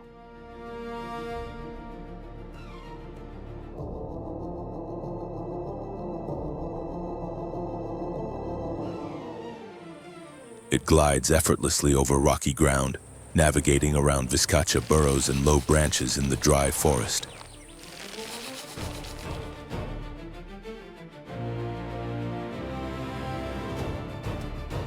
Its dark scales, marked with irregular blotches, provide perfect camouflage beneath the dappled sunlight filtering through uneven tree canopies.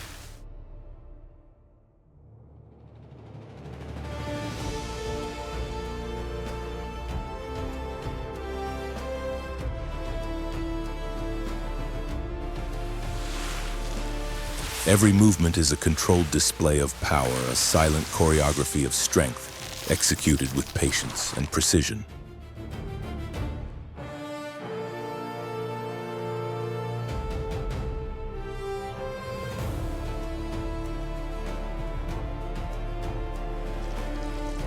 The boa often hides along narrow paths, inside hollow logs or within abandoned shelters, remaining unseen until the right moment arrives.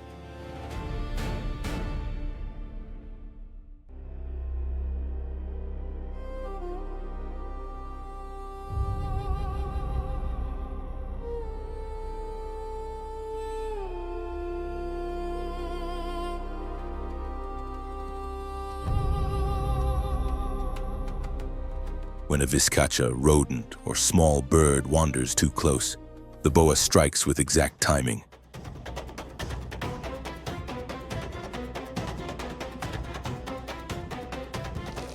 It lunges forward, its curved jaws snapping like hooks, and coils its body around the unsuspecting prey.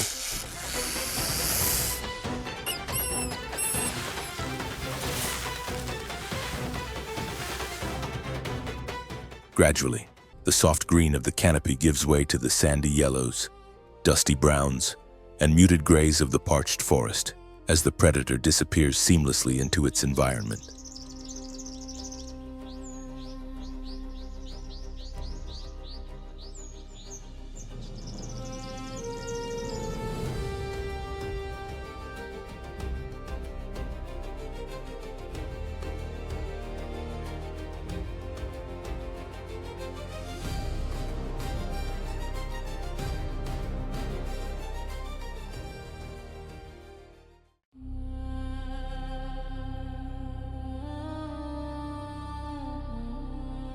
The first light of dawn brushes over the wet mud, carrying the dense scent of sediments left behind by the receding waters.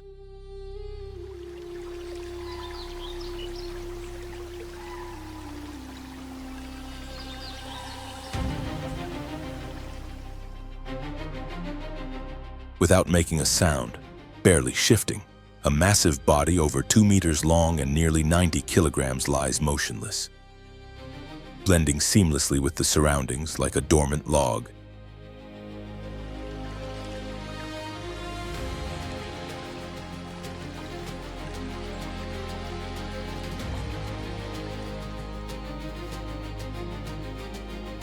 This is the yellow-headed caiman, a predator defined more by patience than brute force.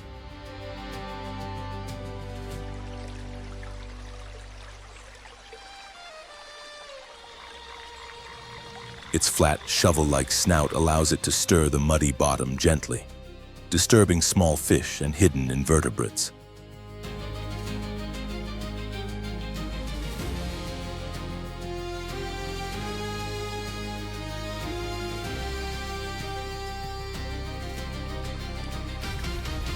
Adult caimans can spend hours gliding slowly along the flooded edges, where schools of fish seek shelter or crustaceans bury themselves in the soft mud.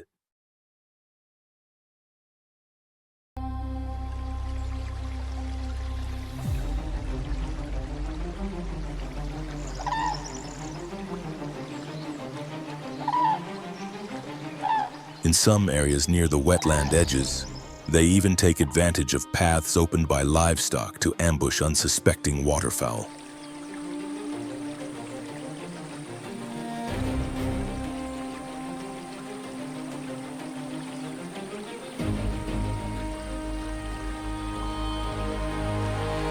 When prey enters striking range, the caiman's bite snaps shut in an instant, like the sudden release of a stretched rubber band.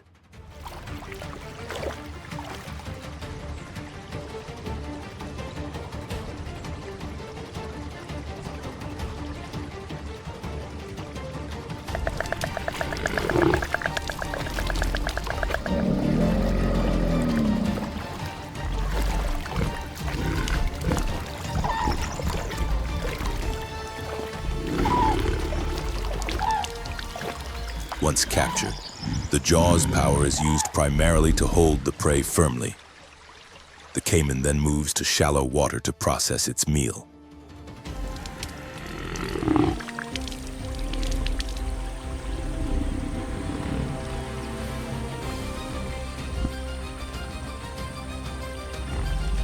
For fish or frogs, a precise shake is enough to break the spine.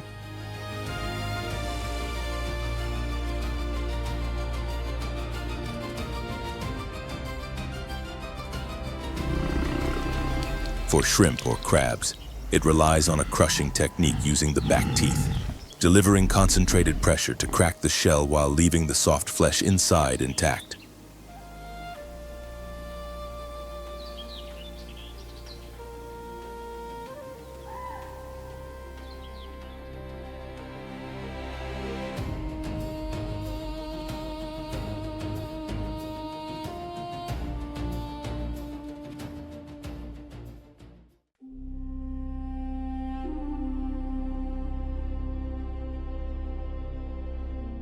Amid the crackle of dry leaves and the parched soil left after the fire season, the Tamandua mirim moves deliberately, navigating from one fallen trunk to another within the dense scrub.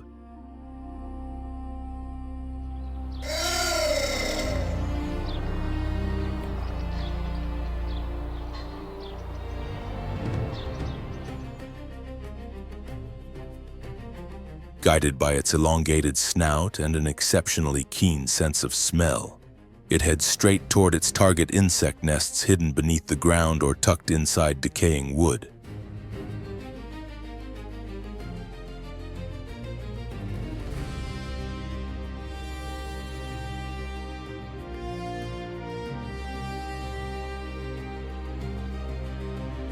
All of its hunting power is concentrated in its front limbs, armed with long, razor-sharp claws, and its extendable tongue, which can stretch over 40 centimeters, capable of probing deep crevices and sweeping up entire colonies of ants and termites that try to escape.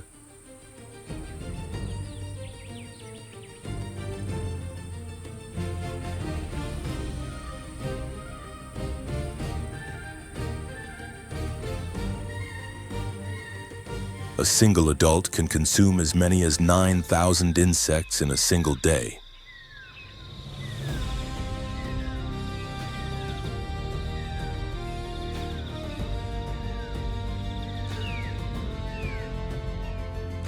This specialized voracity makes the Tamandua mirim a crucial player in the ecosystem, naturally regulating ant and termite populations and maintaining the delicate balance of the dry forests and Chaco scrublands.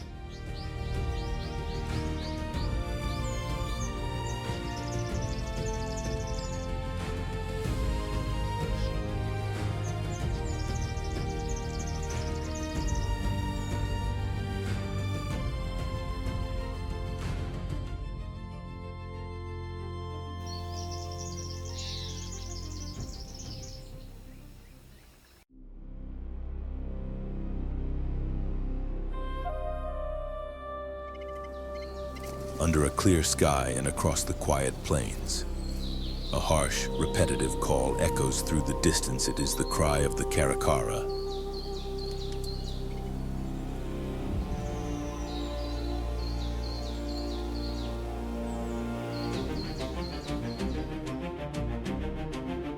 This remarkable bird is as iconic on the savannas as the sun that lights them.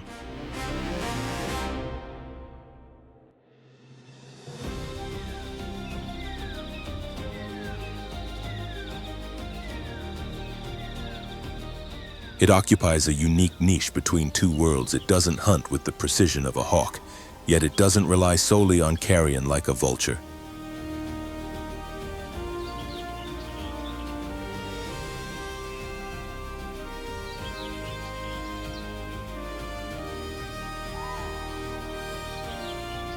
During the dry season, when heat accelerates decomposition and carcasses become common, the caracara takes advantage of every opportunity.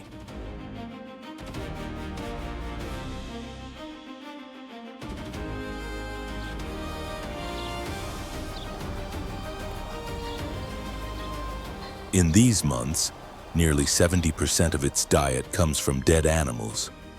But when the rains return and insects and small vertebrates become abundant again, its menu shifts dramatically.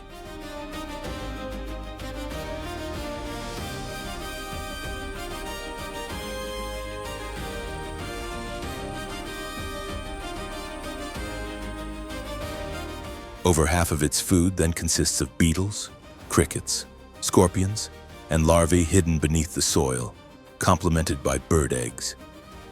Newborn chicks, small lizards, and even fish stranded in shallow pools after flooding.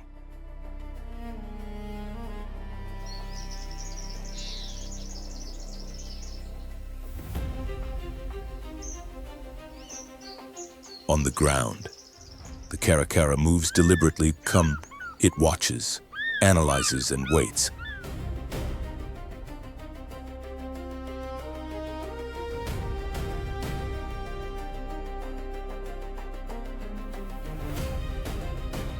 Its hooked beak is powerful enough to tear through tough tissues, and its strong talons are capable of defending itself or capturing an inattentive prey.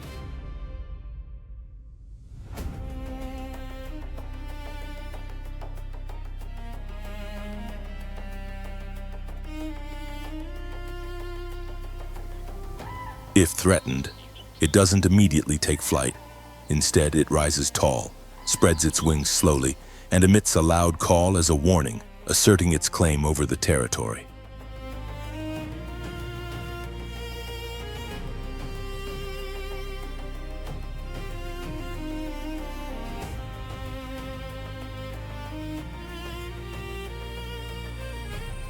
When it does take to the air, its flight is erratic sudden turns, rapid descents, sharp twists. This unpredictable pattern confuses potential pursuers.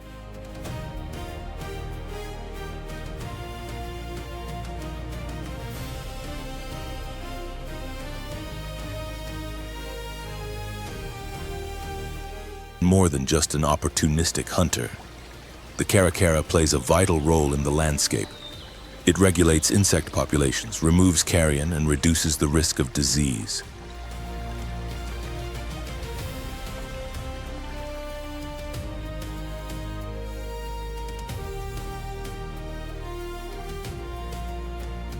The holes it digs and the remains it leaves behind become resources for other animals like gray foxes, Sariema, or vultures, creating an interconnected web that helps maintain the balance of open ecosystems.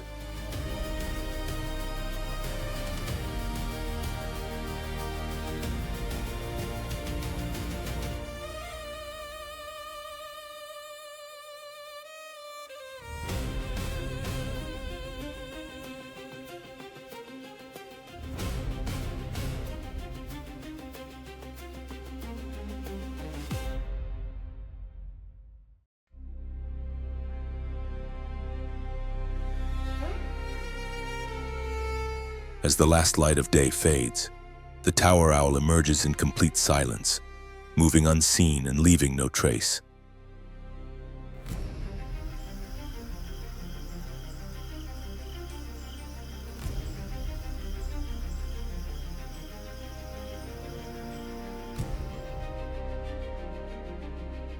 Only the air seems to part for its passage, as if a shadow glides effortlessly through space.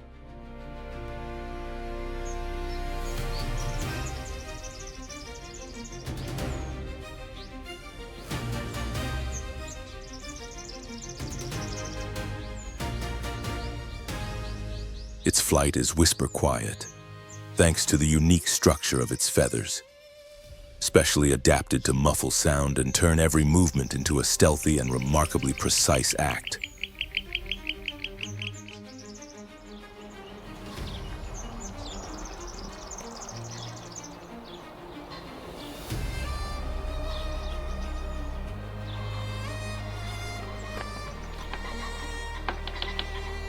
Its asymmetrical ears grant it an almost supernatural sense of hearing, allowing it to pinpoint prey in 3 dimensions even when hidden among dense vegetation.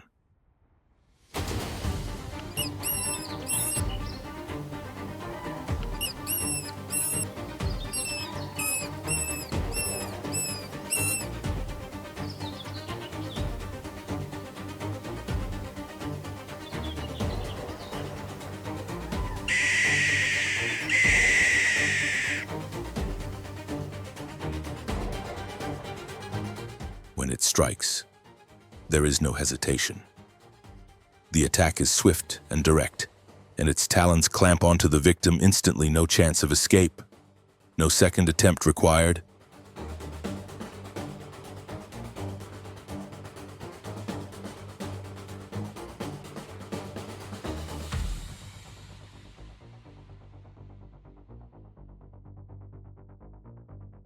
Each night, the tower owl captures one or two prey animals, mainly small rodents such as house mice, wild mice, and rats.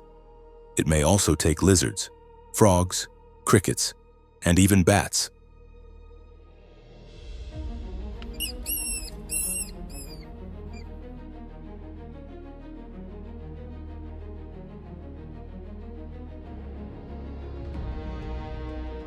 During the rainy season, its diet expands to include more reptiles and amphibians. Regardless of the prey, it swallows its catch whole.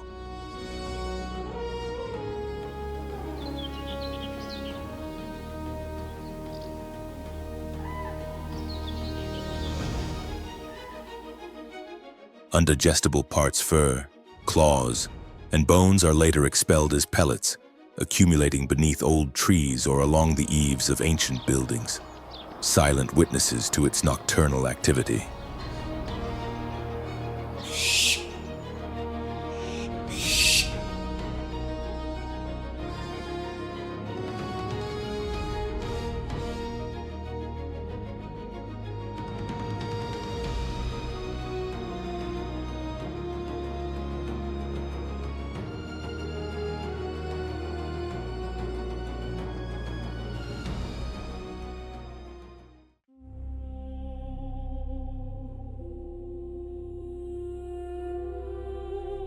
High above the dry plains, where vegetation thins to scattered shrubs and broken shadows, a raptor emerges unlike hawks that soar or owls that lie in wait.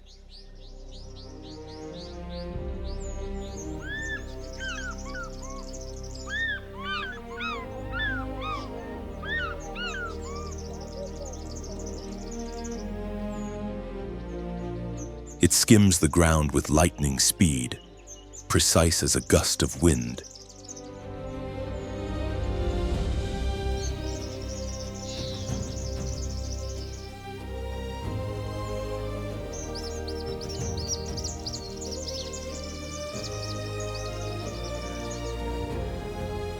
This is the collared falconet, a predator that values initiative over patience, swiftness over brute force, and low-level flight over lofty heights.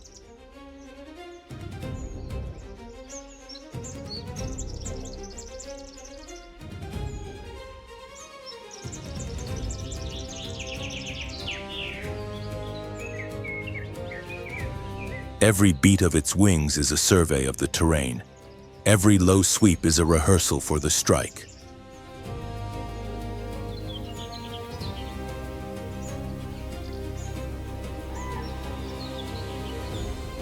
Unlike the peregrine falcon, it does not dive vertically. Instead, it sweeps across the open plains, reading the signals of the earth, inspecting isolated bushes and observing flocks of small birds distracted by the search for seeds.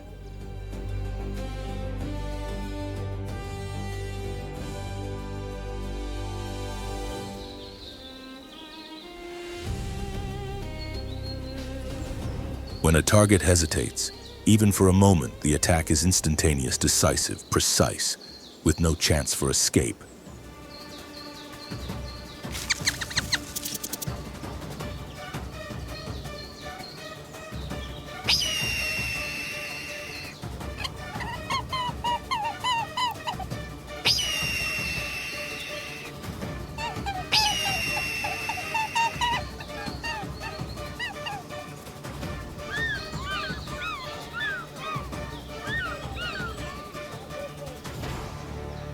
Most of the time, the collared falconet hunts in pairs, an unusual behavior among falcons.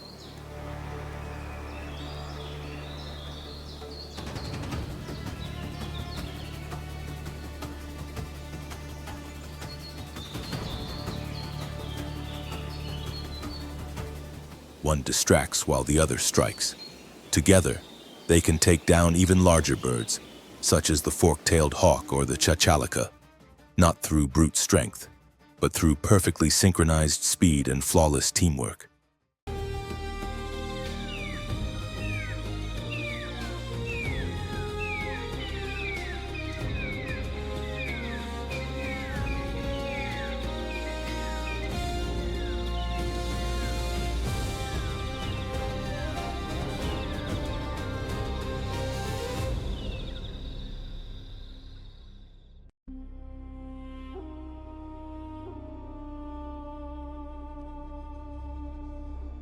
along rivers that glint like silver ribbons under the shifting light of day. The neotropical river otter moves gracefully along the banks, appearing and vanishing like a living shadow.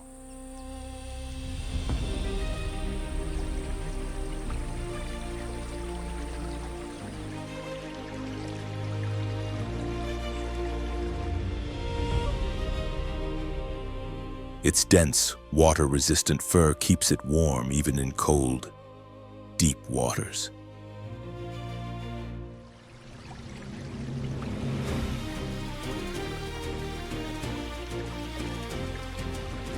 With webbed feet, it glides with surprising agility, while its long, flexible tail serves as a natural rudder.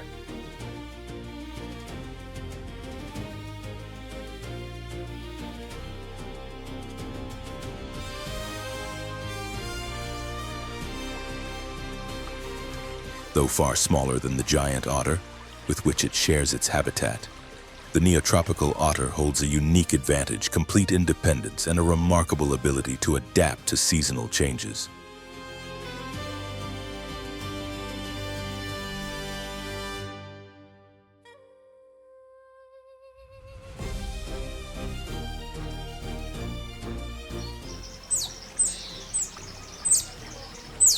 This species does not form large groups.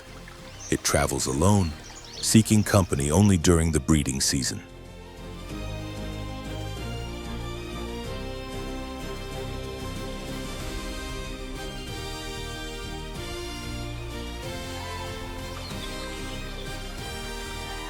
It does not rely on constant calls or complex social networks, nor does it defend a permanent territory.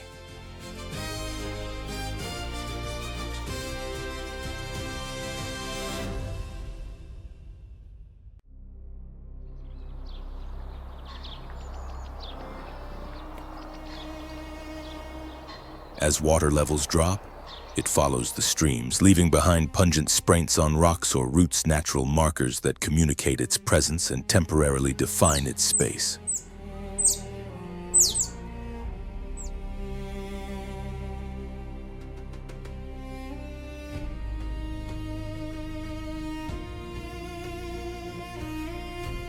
Its diet consists mostly of fish, about 67%, along with 28% freshwater crustaceans such as crabs and shrimp.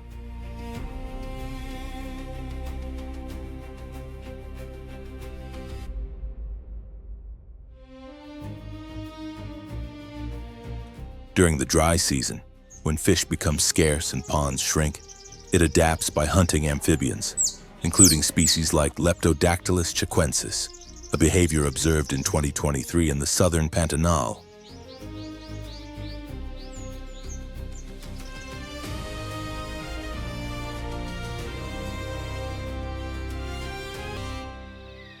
Unlike a classic ambush predator, the river otter does not lie in wait. It swims close to the shore, carefully observing the slightest movement before striking with sudden speed.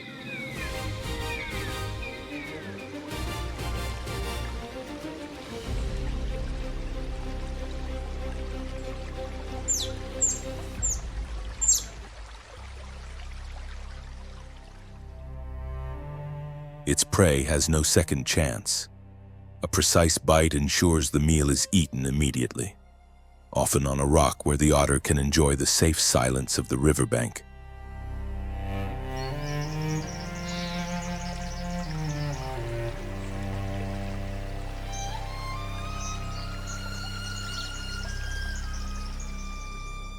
When a giant otter catches a fish, it carries it to the shore or onto an exposed root to consume it. The head is always eaten first, a deep-rooted habit passed down through generations.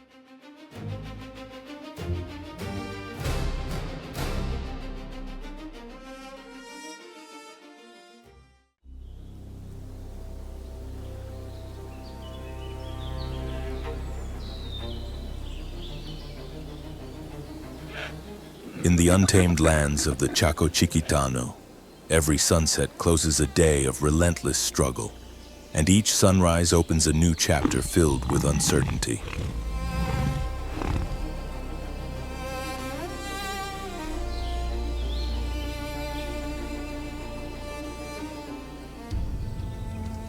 Life here doesn't move by inertia. It moves because every creature, big or small, fights for its existence with unwavering determination.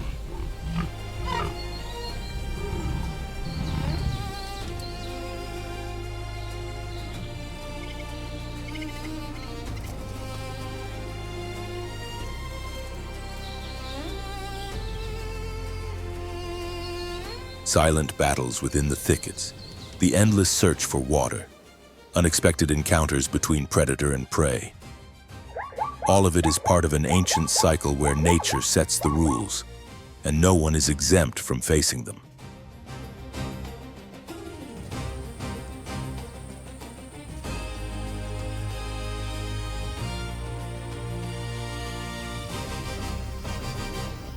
In this land, survival is not merely instinct, it is an act of courage, resilience, and natural balance.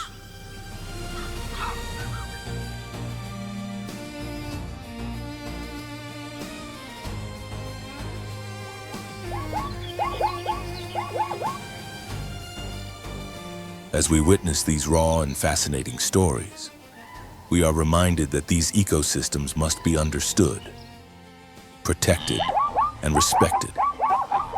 Every life that beats here beats for all.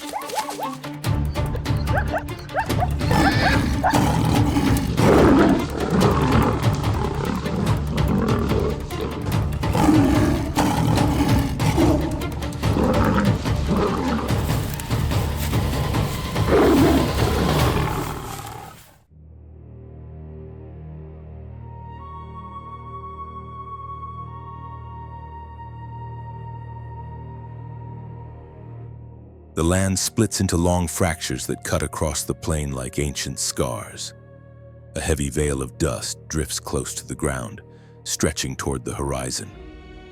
Above, thin clouds scatter, allowing sunlight to pour through and strike the hardened surface below. There is no flowing river here, yet the earth begins to tremble.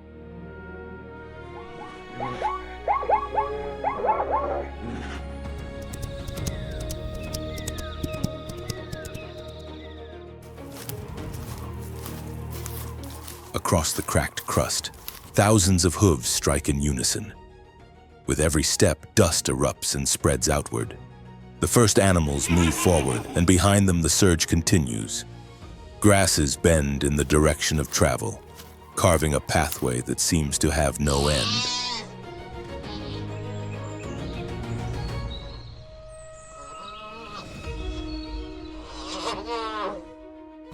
The entire savanna moves to a single rhythm. From the open plains of the Serengeti to the gentle lowlands of the Masai Mara, the ground is no longer still. Herds of every size advance with the wind, guided by distant signs of rain. Each journey is part of a greater cycle, where survival depends on a migration timed with remarkable precision.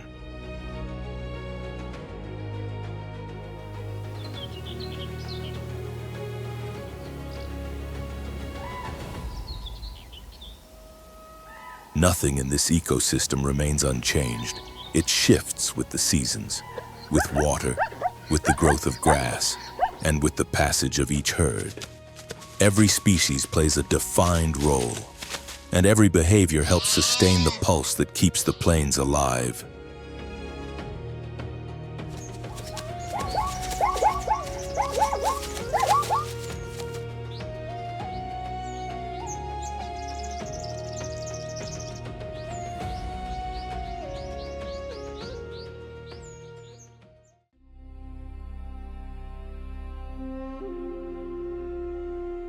When one species begins to move, another immediately adjusts its course.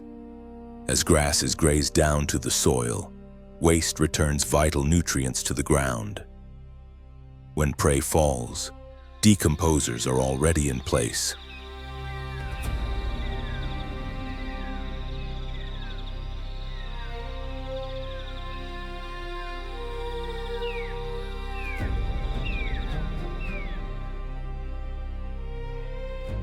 Together, the Serengeti-Masai Mara region functions as one of East Africa's central biological engines.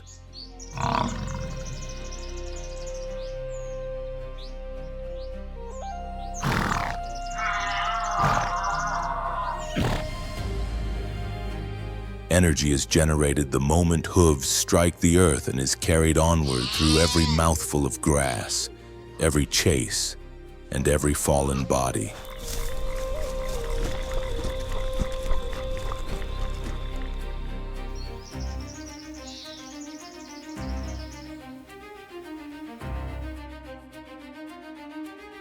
Nothing in this system exists without purpose. Each element matters only when it flows with the natural rhythm.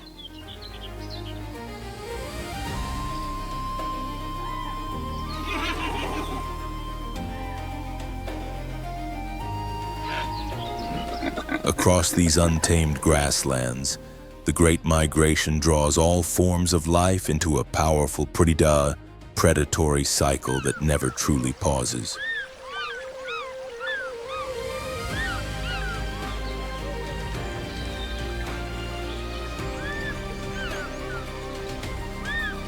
Fresh shoots blanket the land after recent rains, their narrow leaves bent in unison by the wind.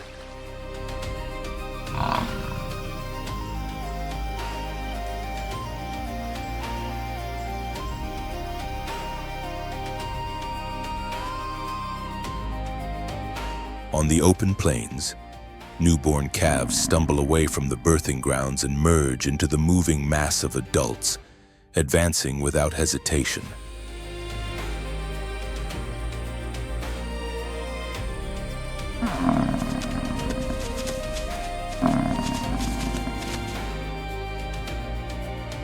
They do not wait for strength to build. Motion begins at once. As the rainy season reaches the southern edge of the Serengeti, wildebeest herds leave their calving areas.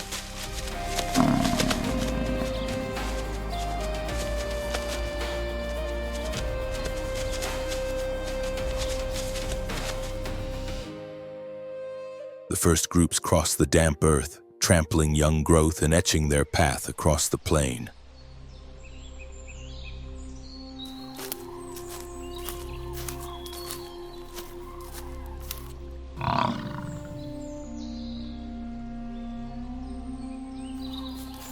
The movement does not break. Smaller groups merge into larger bodies as herds from different directions converge along shared corridors.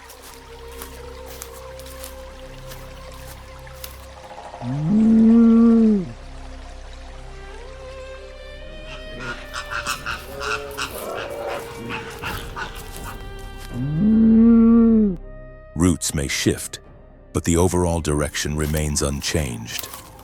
The pace is steady and relentless.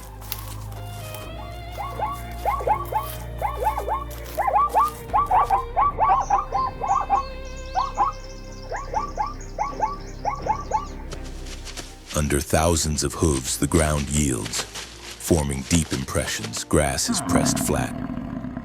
Droppings fall in an unbroken pattern.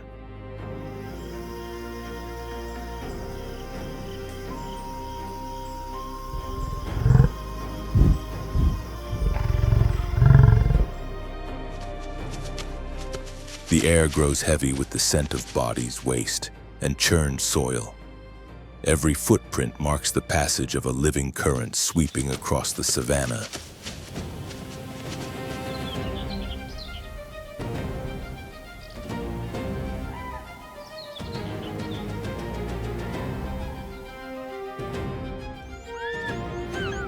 New life quickly appears in its wake. Dung beetles burrow beneath fresh mounds. Low-flying birds follow closely, and weaker wildebeest begin to lag behind. Their presence draws scavengers and predators waiting along the edges.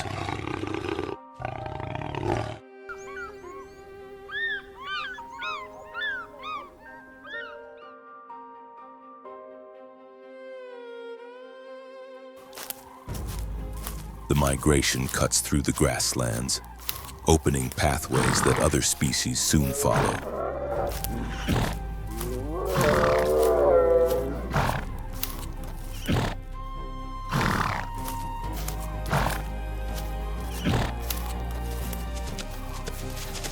Tall grasses vanish, old roots are broken, and the soil is loosened by hooves and organic matter.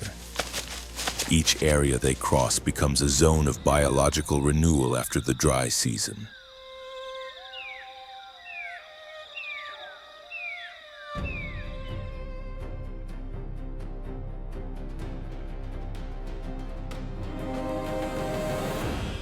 Every wildebeest plays a direct role while alive.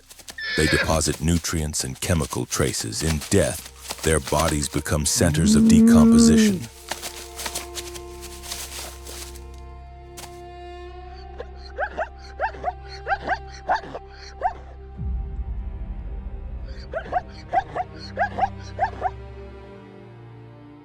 Birds, insects, and microbes arrive in layers.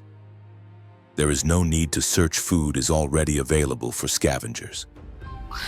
There is no delay. Beetles immediately begin their work.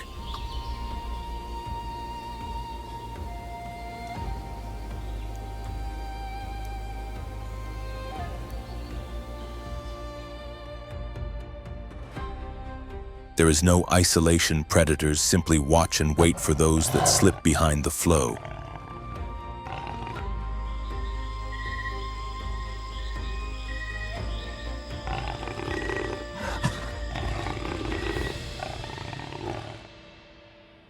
All life benefits from this concentrated movement. Wildebeest do not create the ecosystem, but they set it in motion. Microbial communities in the soil awaken as organic matter surges through the system.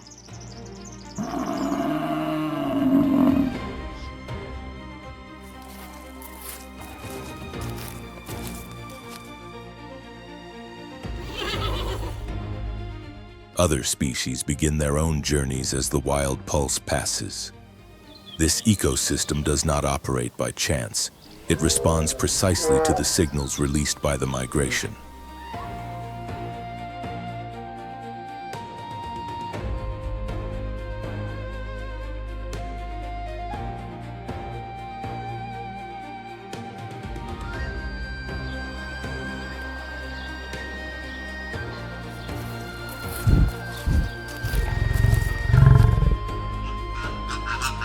As the wildebeest press forward, the grazing zones along their migratory corridor are reshaped in real time.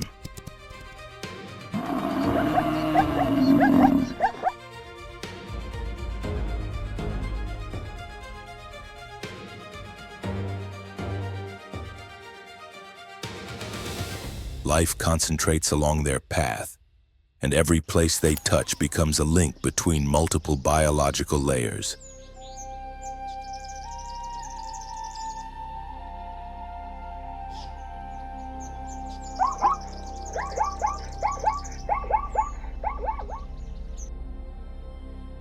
No single species clears the way alone.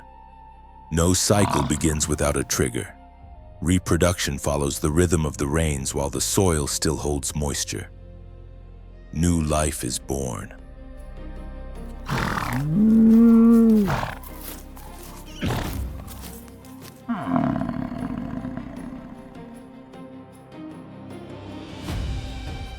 The moment the calves are able to stand, the herd moves on again. This tight synchronization offers protection from immediate predators, but it also sends powerful signals through the entire system.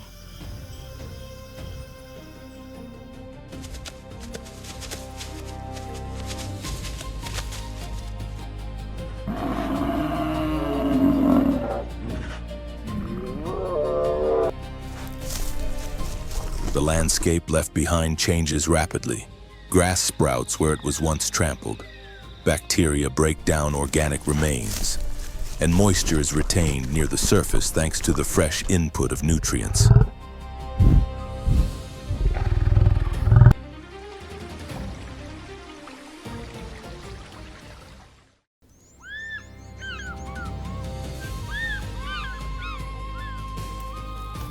For a time, each area crossed by the herd becomes a center of biological renewal. Other grazers arrive later, taking advantage of what remains.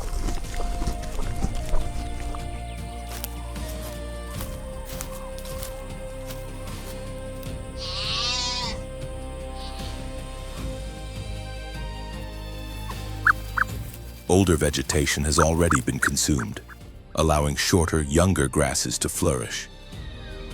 There is no direct competition. Many species rely on the wildebeest's passage as a natural process of clearing and renewal.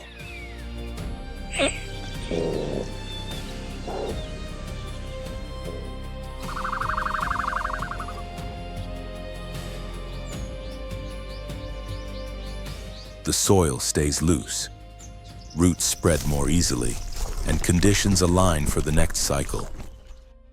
The moving mass of wildebeest also reshapes the strategies of predators.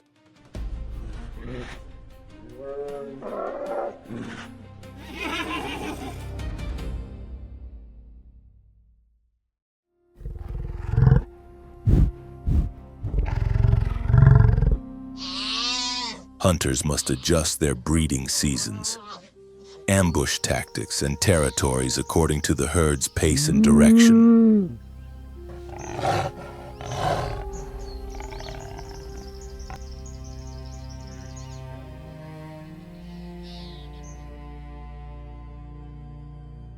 Scavenging birds track the places where carcasses appear. Vultures, crows, and wild dogs gather around zones marked by decay.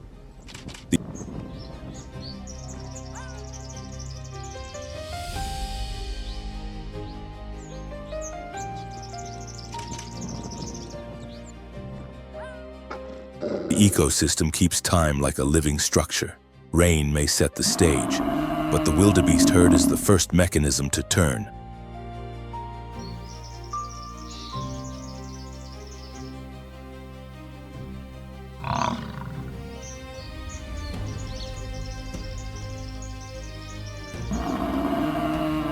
No single animal chooses the route, yet together they generate enough momentum to drive the entire system.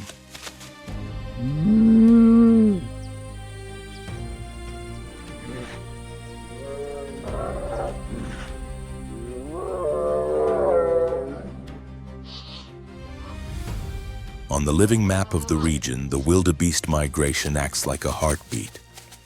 Each year, that pulse returns.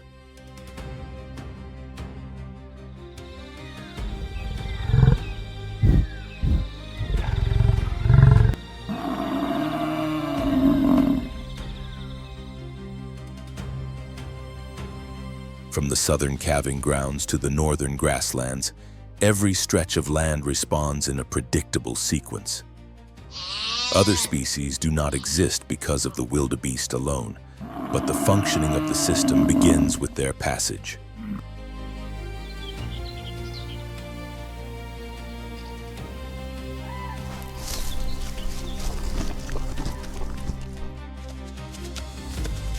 Nothing in the herd's behavior happens in isolation. Every hoof that strikes the ground sets change in motion. The land shifts, vegetation is redistributed, and new life emerges.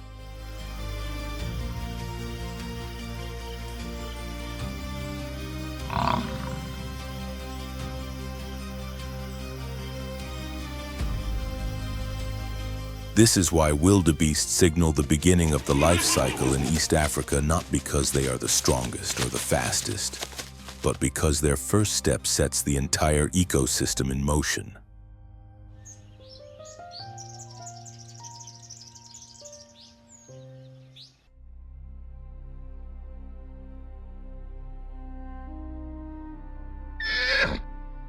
Each year, when the first rains return and soften the land, a single hoof meets the ground once more.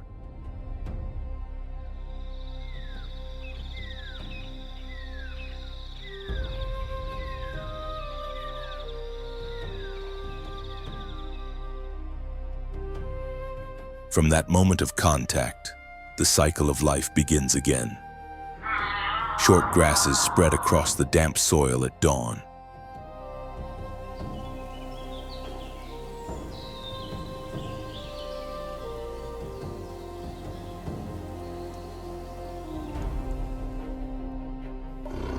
The air is still. At the edge of a shallow hollow, a pride of lions lies pressed low, concealed among scattered shrubs.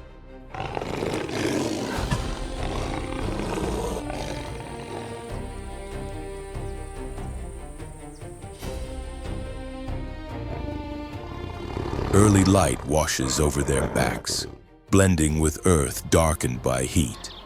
In the distance, a wildebeest herd advances.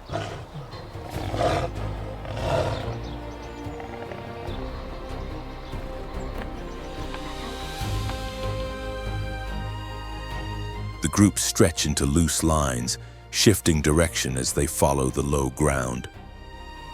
Gaps begin to open between individuals.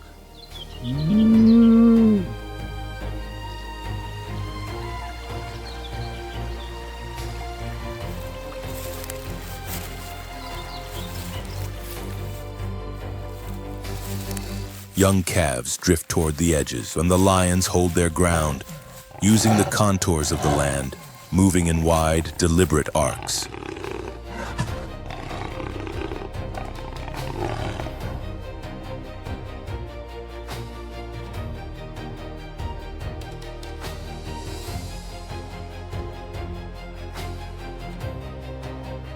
Each hunter keeps a precise distance. Angles of approach tighten from multiple sides. There is no warning, no prolonged chase.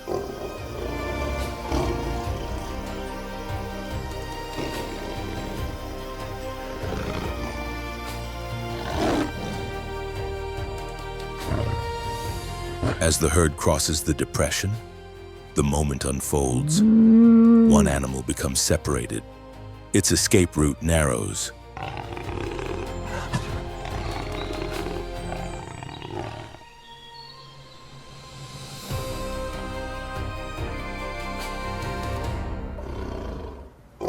An open patch of ground becomes the point where motion ends. The prey falls, and the grass is pressed flat beneath it.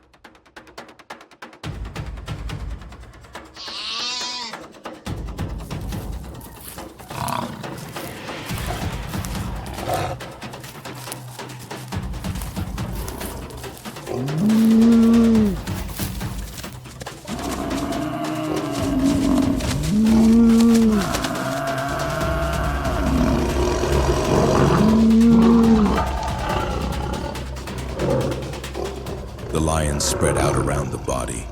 One secures the kill, while the others melt back into cover.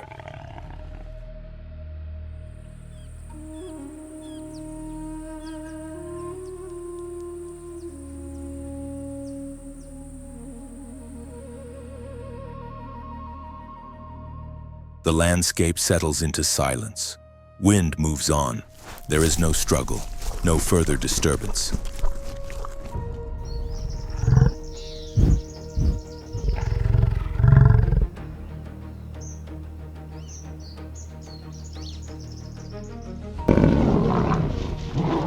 Hoofprints remain etched into the loosened soil.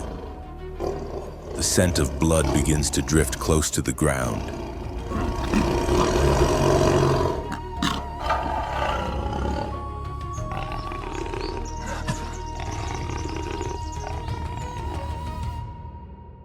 This hunt is driven by precision, not speed. Lions do not rely on long chases. They succeed through positioning, spacing, and a deep understanding of herd movement.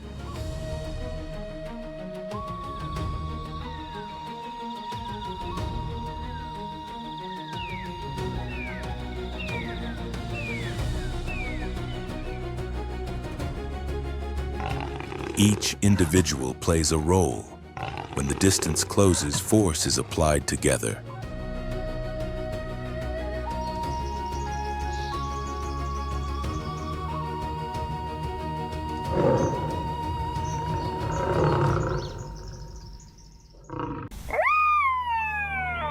Often, prey is taken in moments of imbalance, too far from protection and too close to avoid the closing circle.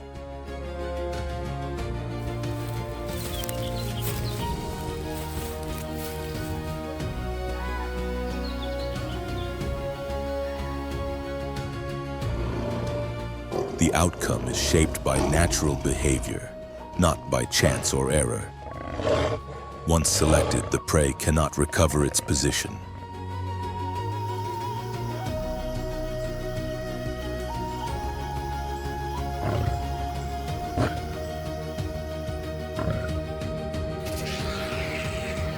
High above, scavenging birds sense the warmth of the body and begin to circle at altitude.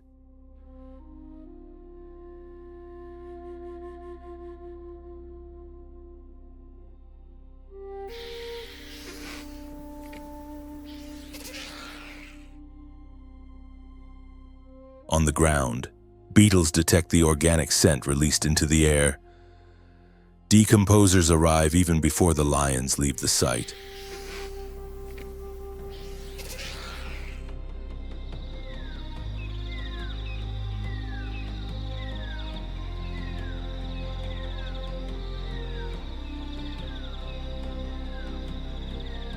Within hours, the soil around the carcass darkens, their fluids seep into the base of the grasses.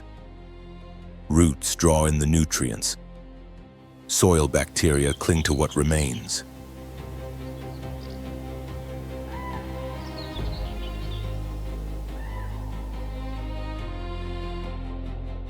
New shoots begin to rise, guided by heat, moisture, and nitrogen.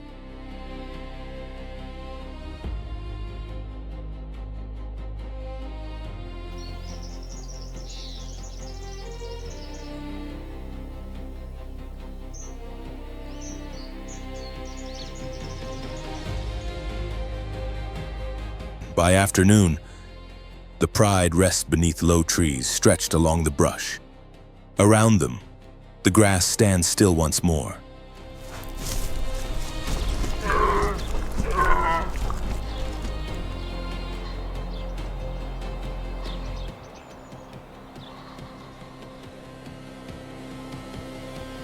No major movement follows.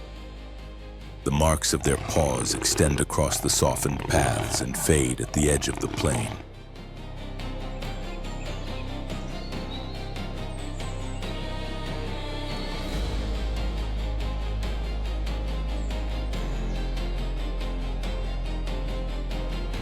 The morning hunt leaves no sound behind, but the land retains its evidence-absorbed fluids, embedded bones, and microbial changes already underway.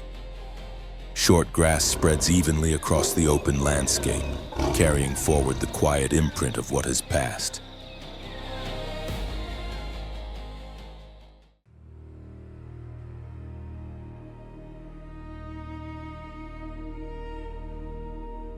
The ground is dry and fragile. Beneath low shrubs pressed close to the earth, a leopard moves without sound through narrow gaps. Its body stays flattened against the soil, detached from any motion above.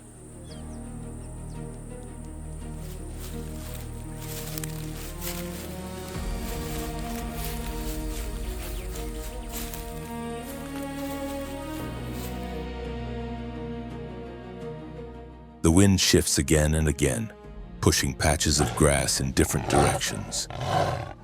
Nothing breaks the boundary of dust and shadow. The distance closes steadily, without disturbing the scene.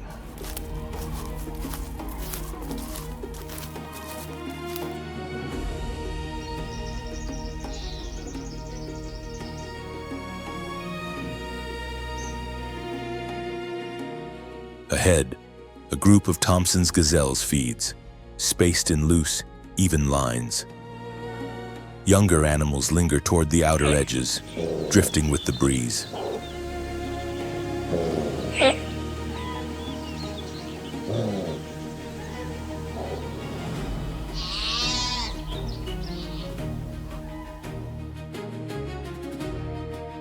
Between hunter and herd, there is no cover, only open, arid ground.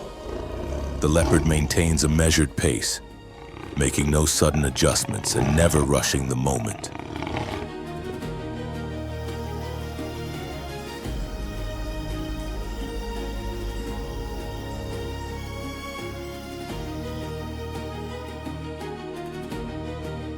At a workable range, it pauses beside a small rise. Its body folds into the edge of shade.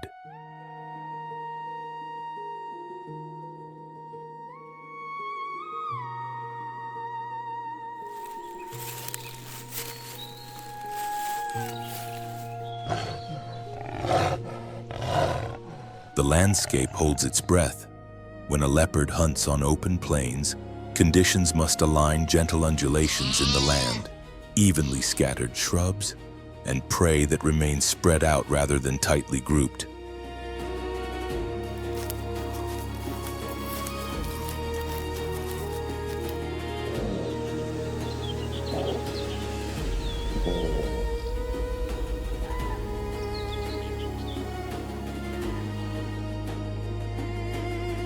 Hunting alone leaves no margin for recovery once detected.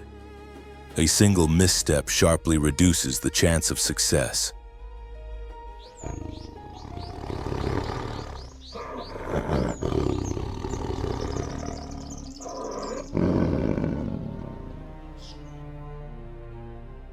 There is no partner to disrupt the herd, no coordinated retreat. Every phase depends on closing the gap with absolute precision.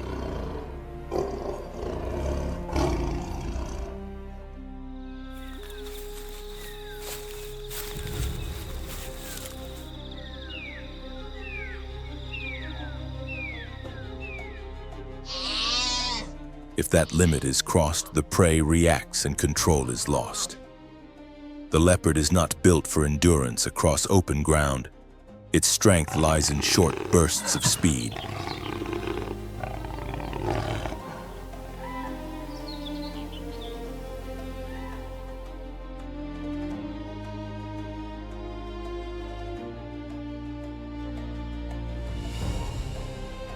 Each chase unfolds over a brief distance. If the line breaks or the gazelle responds instantly, the attempt fails, and failure is more common than success.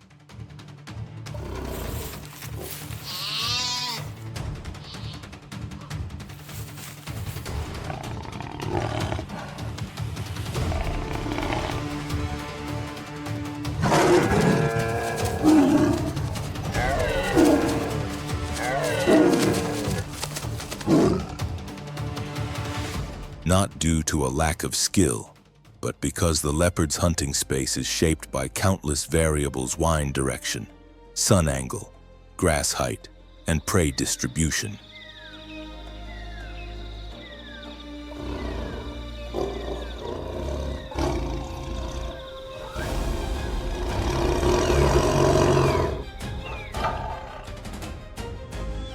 Even so, its presence alone alters gazelle behavior. Small herds rarely remain spread out in exposed areas. Youngsters draw closer to their mothers.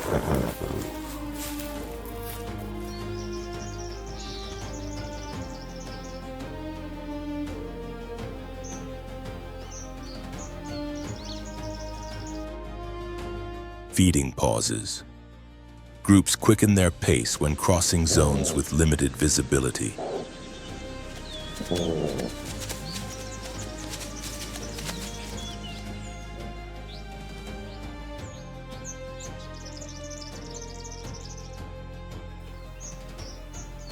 A successful kill is not required to leave an effect.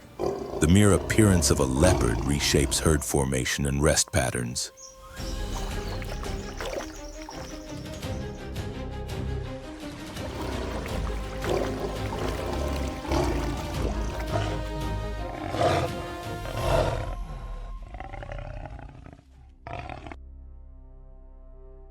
Grazing cycles shift, reducing pressure on a single spot and spreading vegetation used more evenly across the region.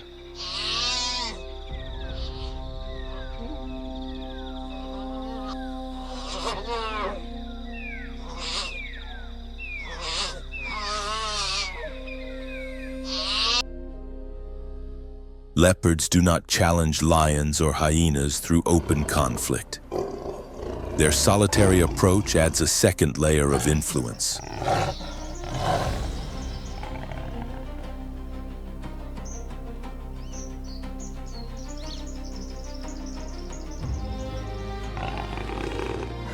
They avoid direct competition, yet they shape how prey occupies the landscape.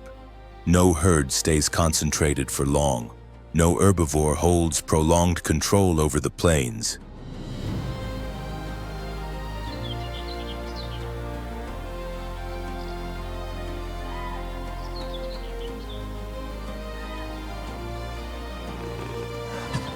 This irregular presence forces prey to disperse in search of lower risk.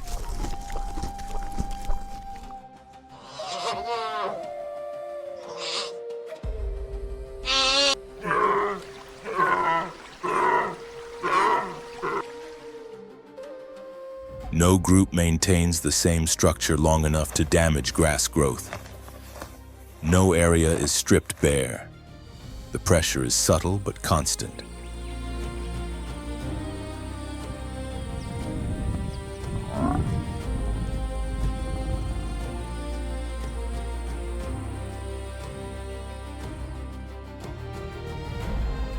A baseline level of alertness persists, even without active hunts. The leopard favors isolation and leaves little trace.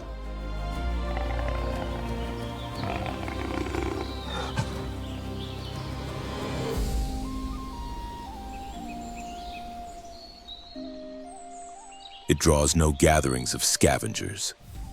Small prey is consumed quickly, leaving minimal remains and little scent to attract larger species.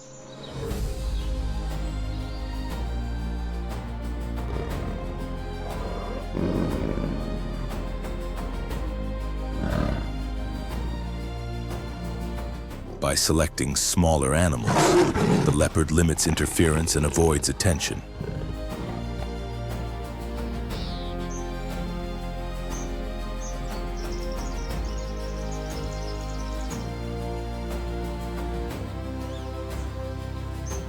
Its role rarely sparks conflict within the predator network. As evening approaches, it withdraws quietly from the edge of the plain.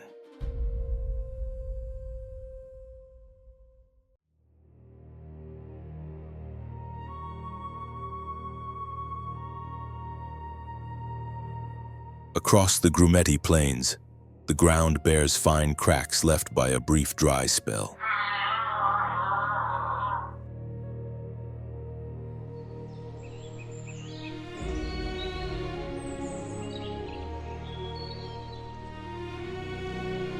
Fresh grass has emerged, though it has not yet grown dense. Moving through the open landscape, a herd of zebras advances in a broad, organized line.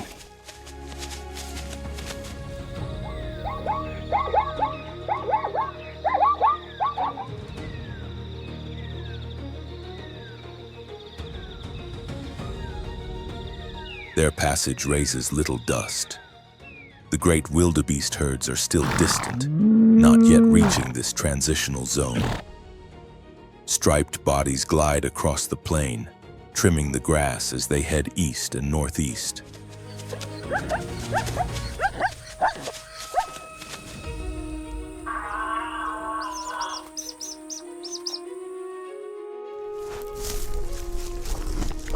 Shadows stretch over the pale soil.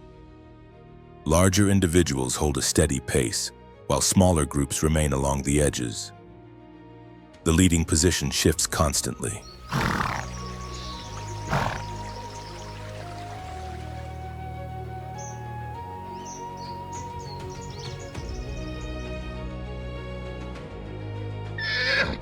Their route is traced as a lighter band across the land. Grass bends and flattens into a gentle arc. Zebras typically travel ahead of the main migratory waves.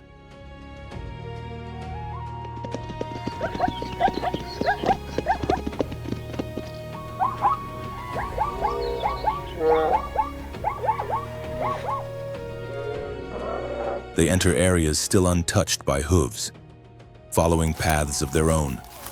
No collective signal is required.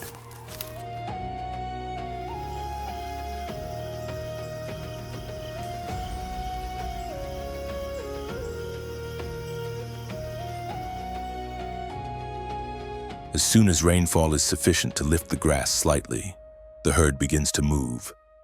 Their journey remains local, yet it consistently precedes the peak of migration.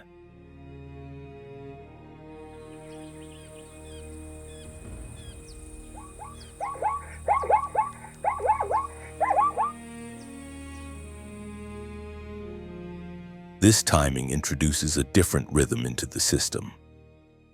Zebras do not wait for grass to reach its most tender stage. They arrive early, feeding on the upper portions of the stems and leaving the lower layers undisturbed.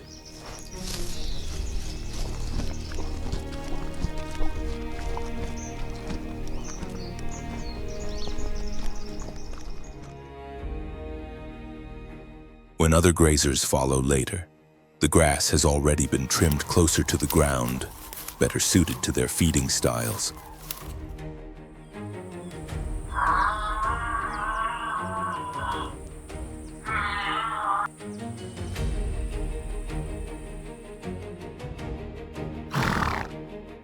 As the herd crosses the region, it leaves a clear grazing line shaped by the direction of the wind.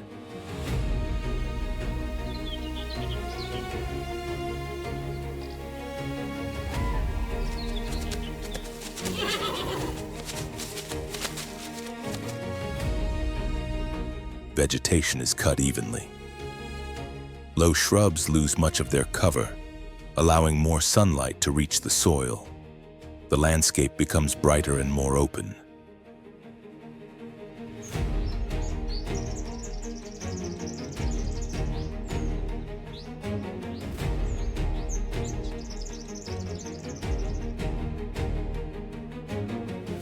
Understory plants begin to reorganize in response to the new structure. Throughout their movement, zebras do not maintain rigid formations.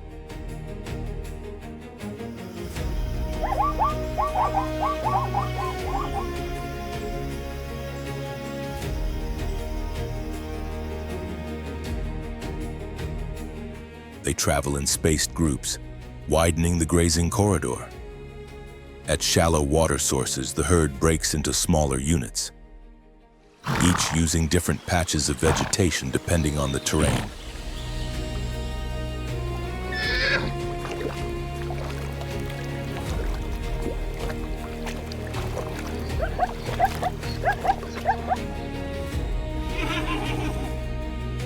This division creates a layered effect.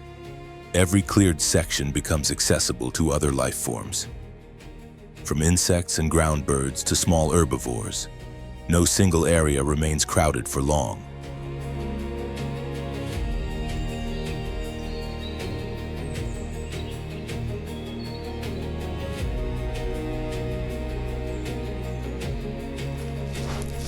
The remaining biological layers are reshaped evenly across the plain.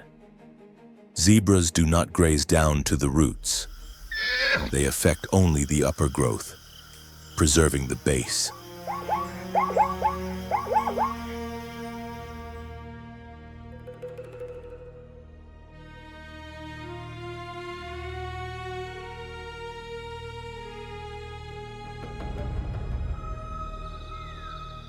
This residual layer becomes ideal for low-grazing species such as gazelles, warthogs, and smaller trailing groups of wildebeest.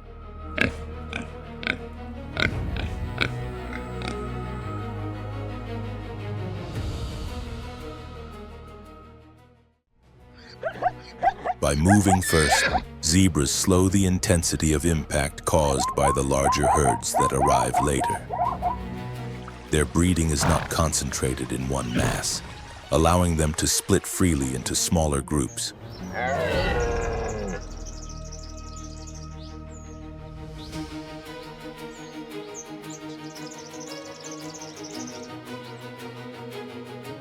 These units move independently without disrupting the broader migratory cycle.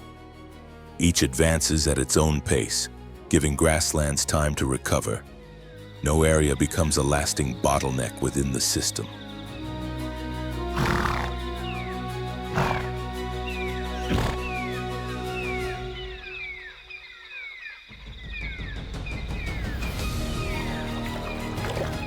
When predators draw near, zebras do not respond by tightening into a dense mass. Instead, they fan out across open ground, breaking formation rather than compressing it.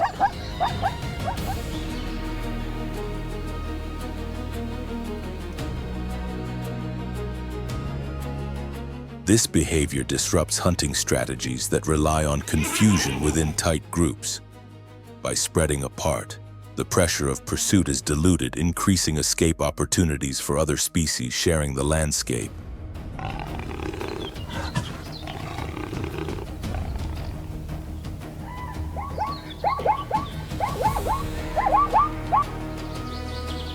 The tracks zebras leave behind are shallow yet continuous. Their droppings fall widely spaced instead of accumulating in heavy clusters.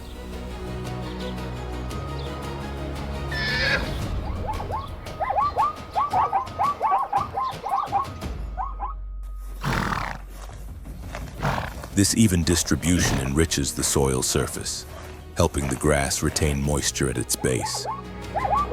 From these scattered nutrients, soil bacteria begin to expand.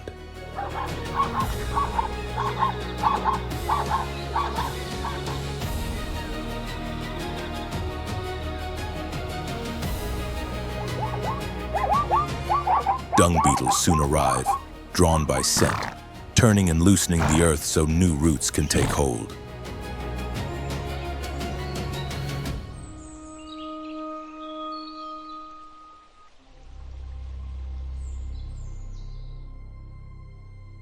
From an ecological standpoint, zebras create a horizontal flow of biological movement.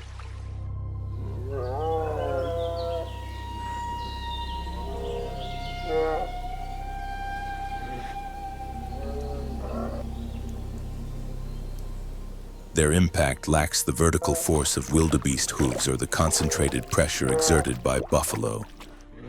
But this steady passage reduces direct stress on the land.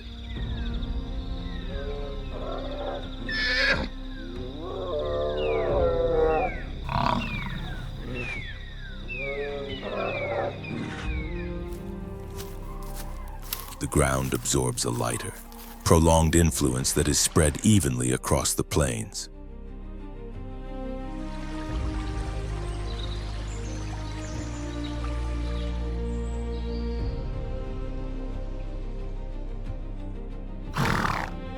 Predators adjust their routines to follow zebra movements, increasing the chances of successful ambushes. Lions, hyenas, and wild dogs position themselves in areas not yet reshaped by massive herds.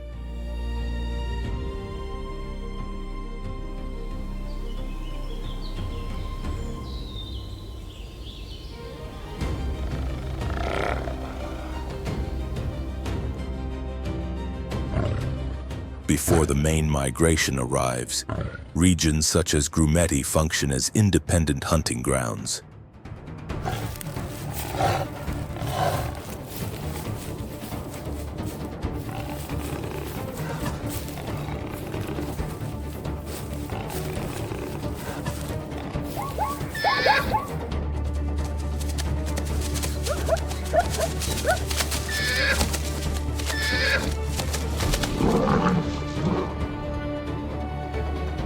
As a result, predation pressure is distributed more evenly over time. Zebras do not impose an intense biological load, but they help disperse its effects.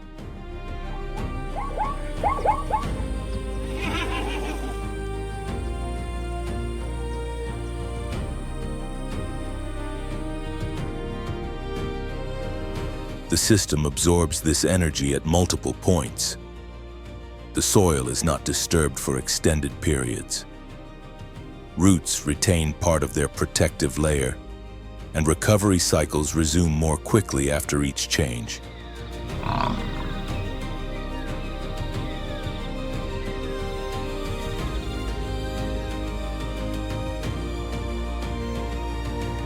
During transitional seasons, if only the Great Migration crossed these plains, the land would bear the full force in a very short window. The soil would not have time to recover.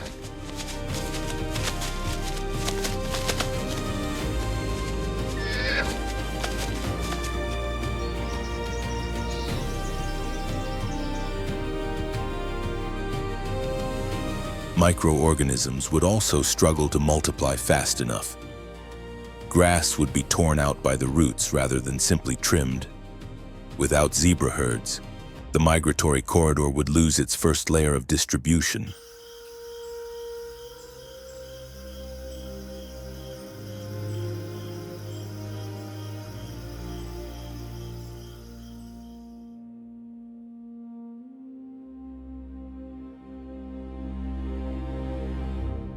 Predator activity would become compressed into fewer moments, and restoration cycles would lack a buffer. The grassland would shift in color more rapidly, exposing roots too early.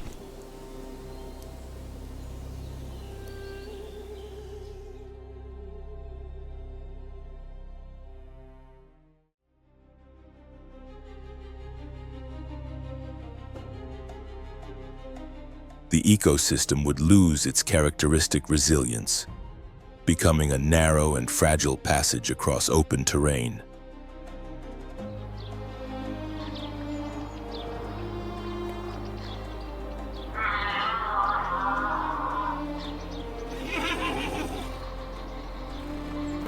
Zebras leave no dramatic aftermath, yet each passing group clears the surface, opens sight lines, and allows wind to move freely for a brief time. Every quiet wave of migration strengthens the system.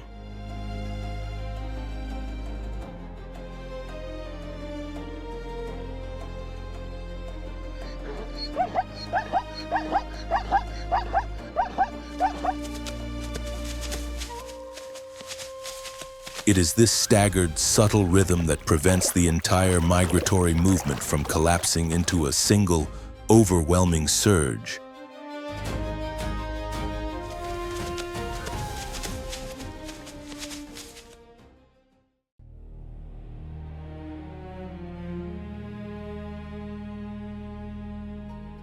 Across the open grassland, a narrow path cuts through the plain. Dust lifts lightly along a zigzag line, while the wind slips through mid-height grasses, carrying traces of movement that have not yet faded.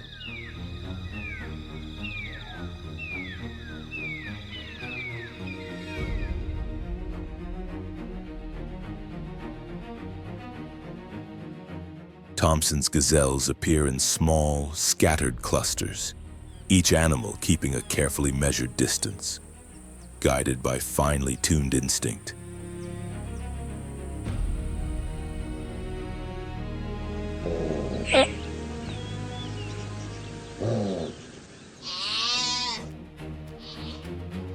On bare ground, there are no obstacles and no tall cover. Every movement is swift, marked by sudden turns that shorten the time spent within a predator's line of sight.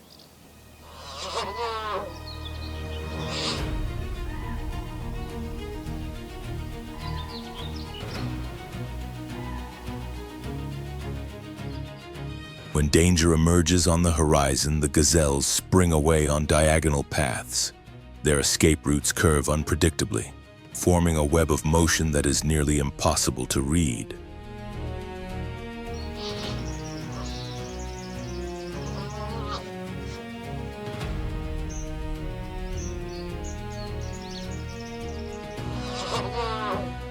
Within moments, the group's structure loosens under outward pressure, then reforms once the threat passes.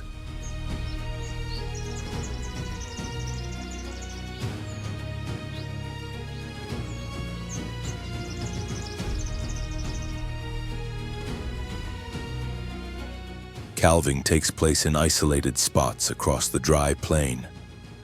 The gazelles do not gather, nor do they remain in one place. Each female selects her own patch of short grass and moves at her own pace.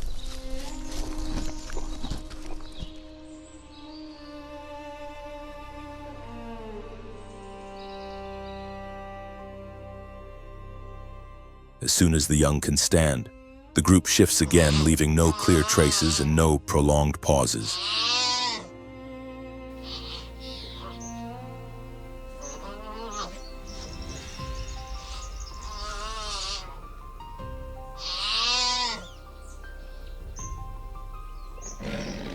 This scattered strategy prevents gazelles from becoming easy targets. Lions, hyenas, and leopards usually succeed only when an individual strays too far from the group's flow.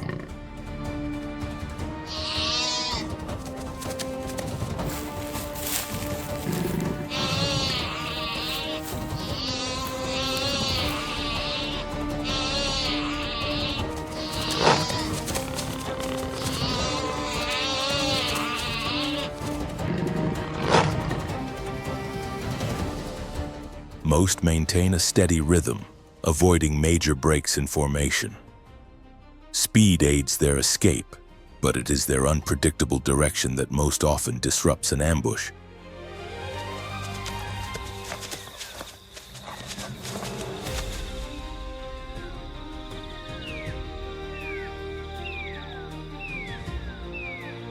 In such an exposed landscape, there is no true shelter. Gazelles turn openness itself into a defense. The clearer the space, the lower the risk.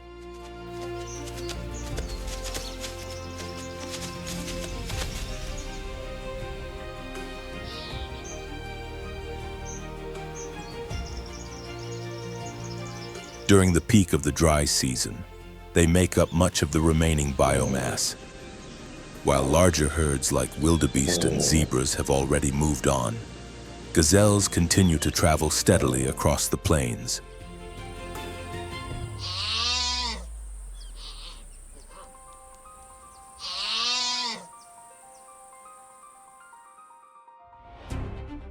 They graze close to the ground, feeding on shoots that have not been trampled.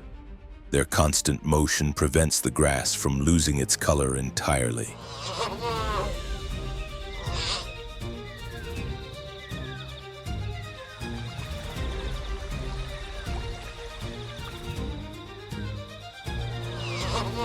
Each passage attracts small scavengers, field insects, and ground-dwelling birds.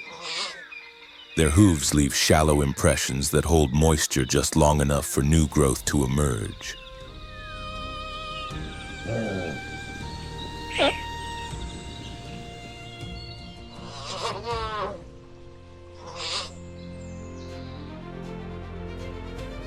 Areas crossed by gazelles often recover faster than untouched ground. Their ability to leave sensitive spots and return from different directions sustains a continuous rhythm of life.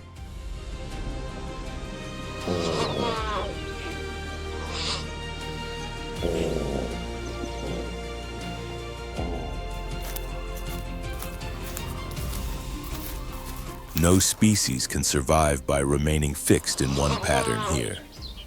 Persistence depends on movement without permanent roots. Gazelle groups connect scattered pockets of life into a lasting biological flow.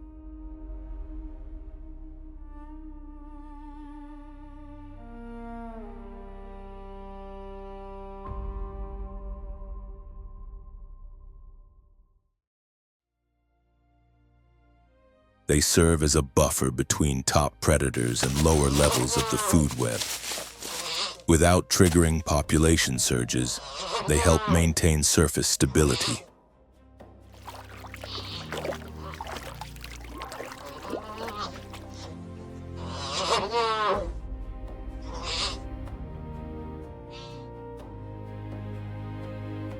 When gazelles vanish from a region, the middle layer of prey collapses, forcing predators to shift abruptly and disrupting the natural order.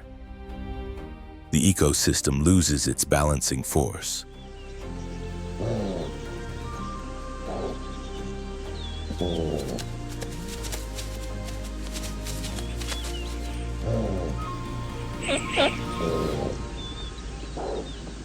Within the vast movement of the Serengeti Mara, gazelles act like a seam between ecological layers, thin yet vital.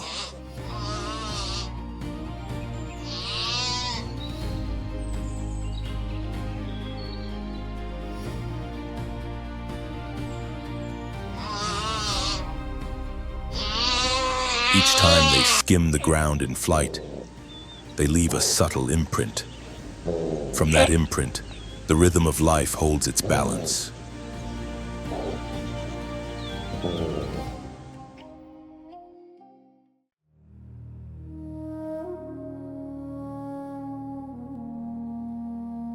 After a night of rain, the ground remains damp, and a low mist still clings to the grass. From a shallow hollow at the edge of the plain rises a sour scent, the unmistakable sign of old flesh. Lying on its side is a carcass, the hide torn open in a long, ragged seam.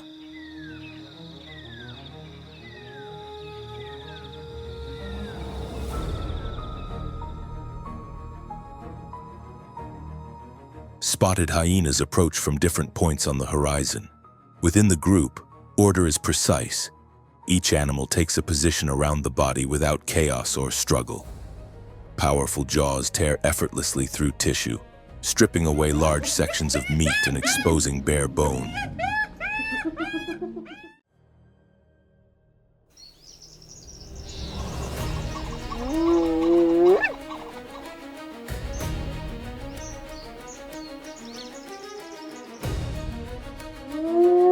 Slowly, the carcass is reduced and scattered by wind and movement.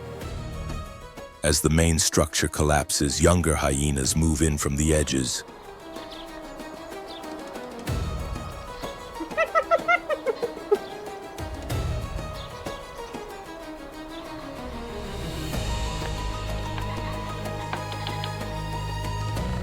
Their teeth are not searching for soft flesh. They lock into joints, separate limbs, and remove the final fragments clinging to bone. Only dry soil adheres to the exposed marrow. Everything else is broken down into small, disappearing pieces.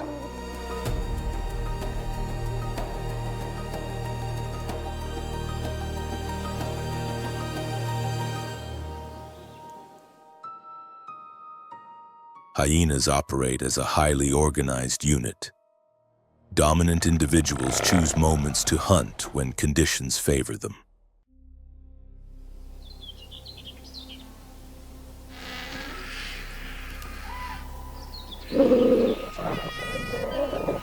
It is not an ending for predators or prey, but for the entire cycle that begins again where flesh breaks down. No presence interrupts and regulates the system as effectively as the hyena.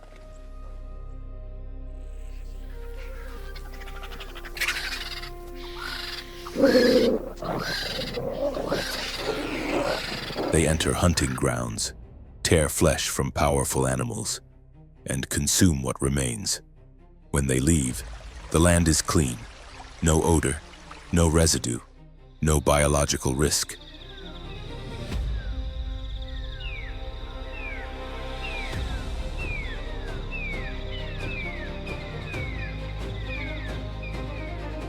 On the living map of the savannah, where every creature leaves behind waste, only the hyena turns those remnants into a starting point. No other animal consumes what is left at the very end.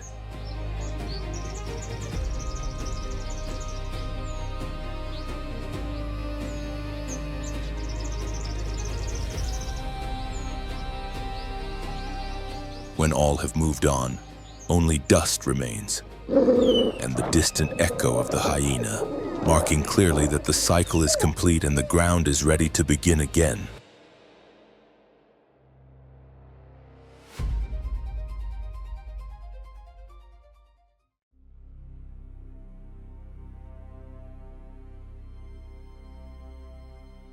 Across the vast African plains, the great migrations reveal survival in its purest form. Every crossing, every shift in direction, every split-second choice can determine who endures and who falls behind.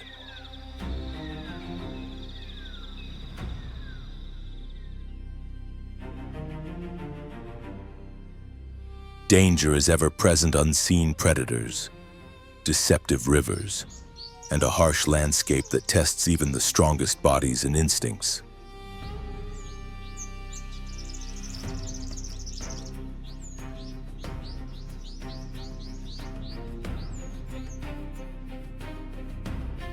Yet, despite these risks, millions of animals press forward, driven by an ancient impulse to endure, adapt, and keep moving.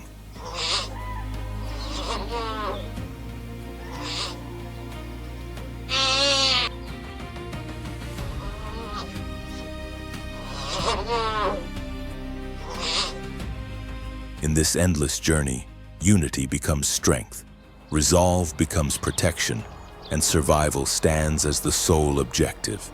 With this, we conclude our exploration of one of the most powerful and extraordinary spectacles in the natural world.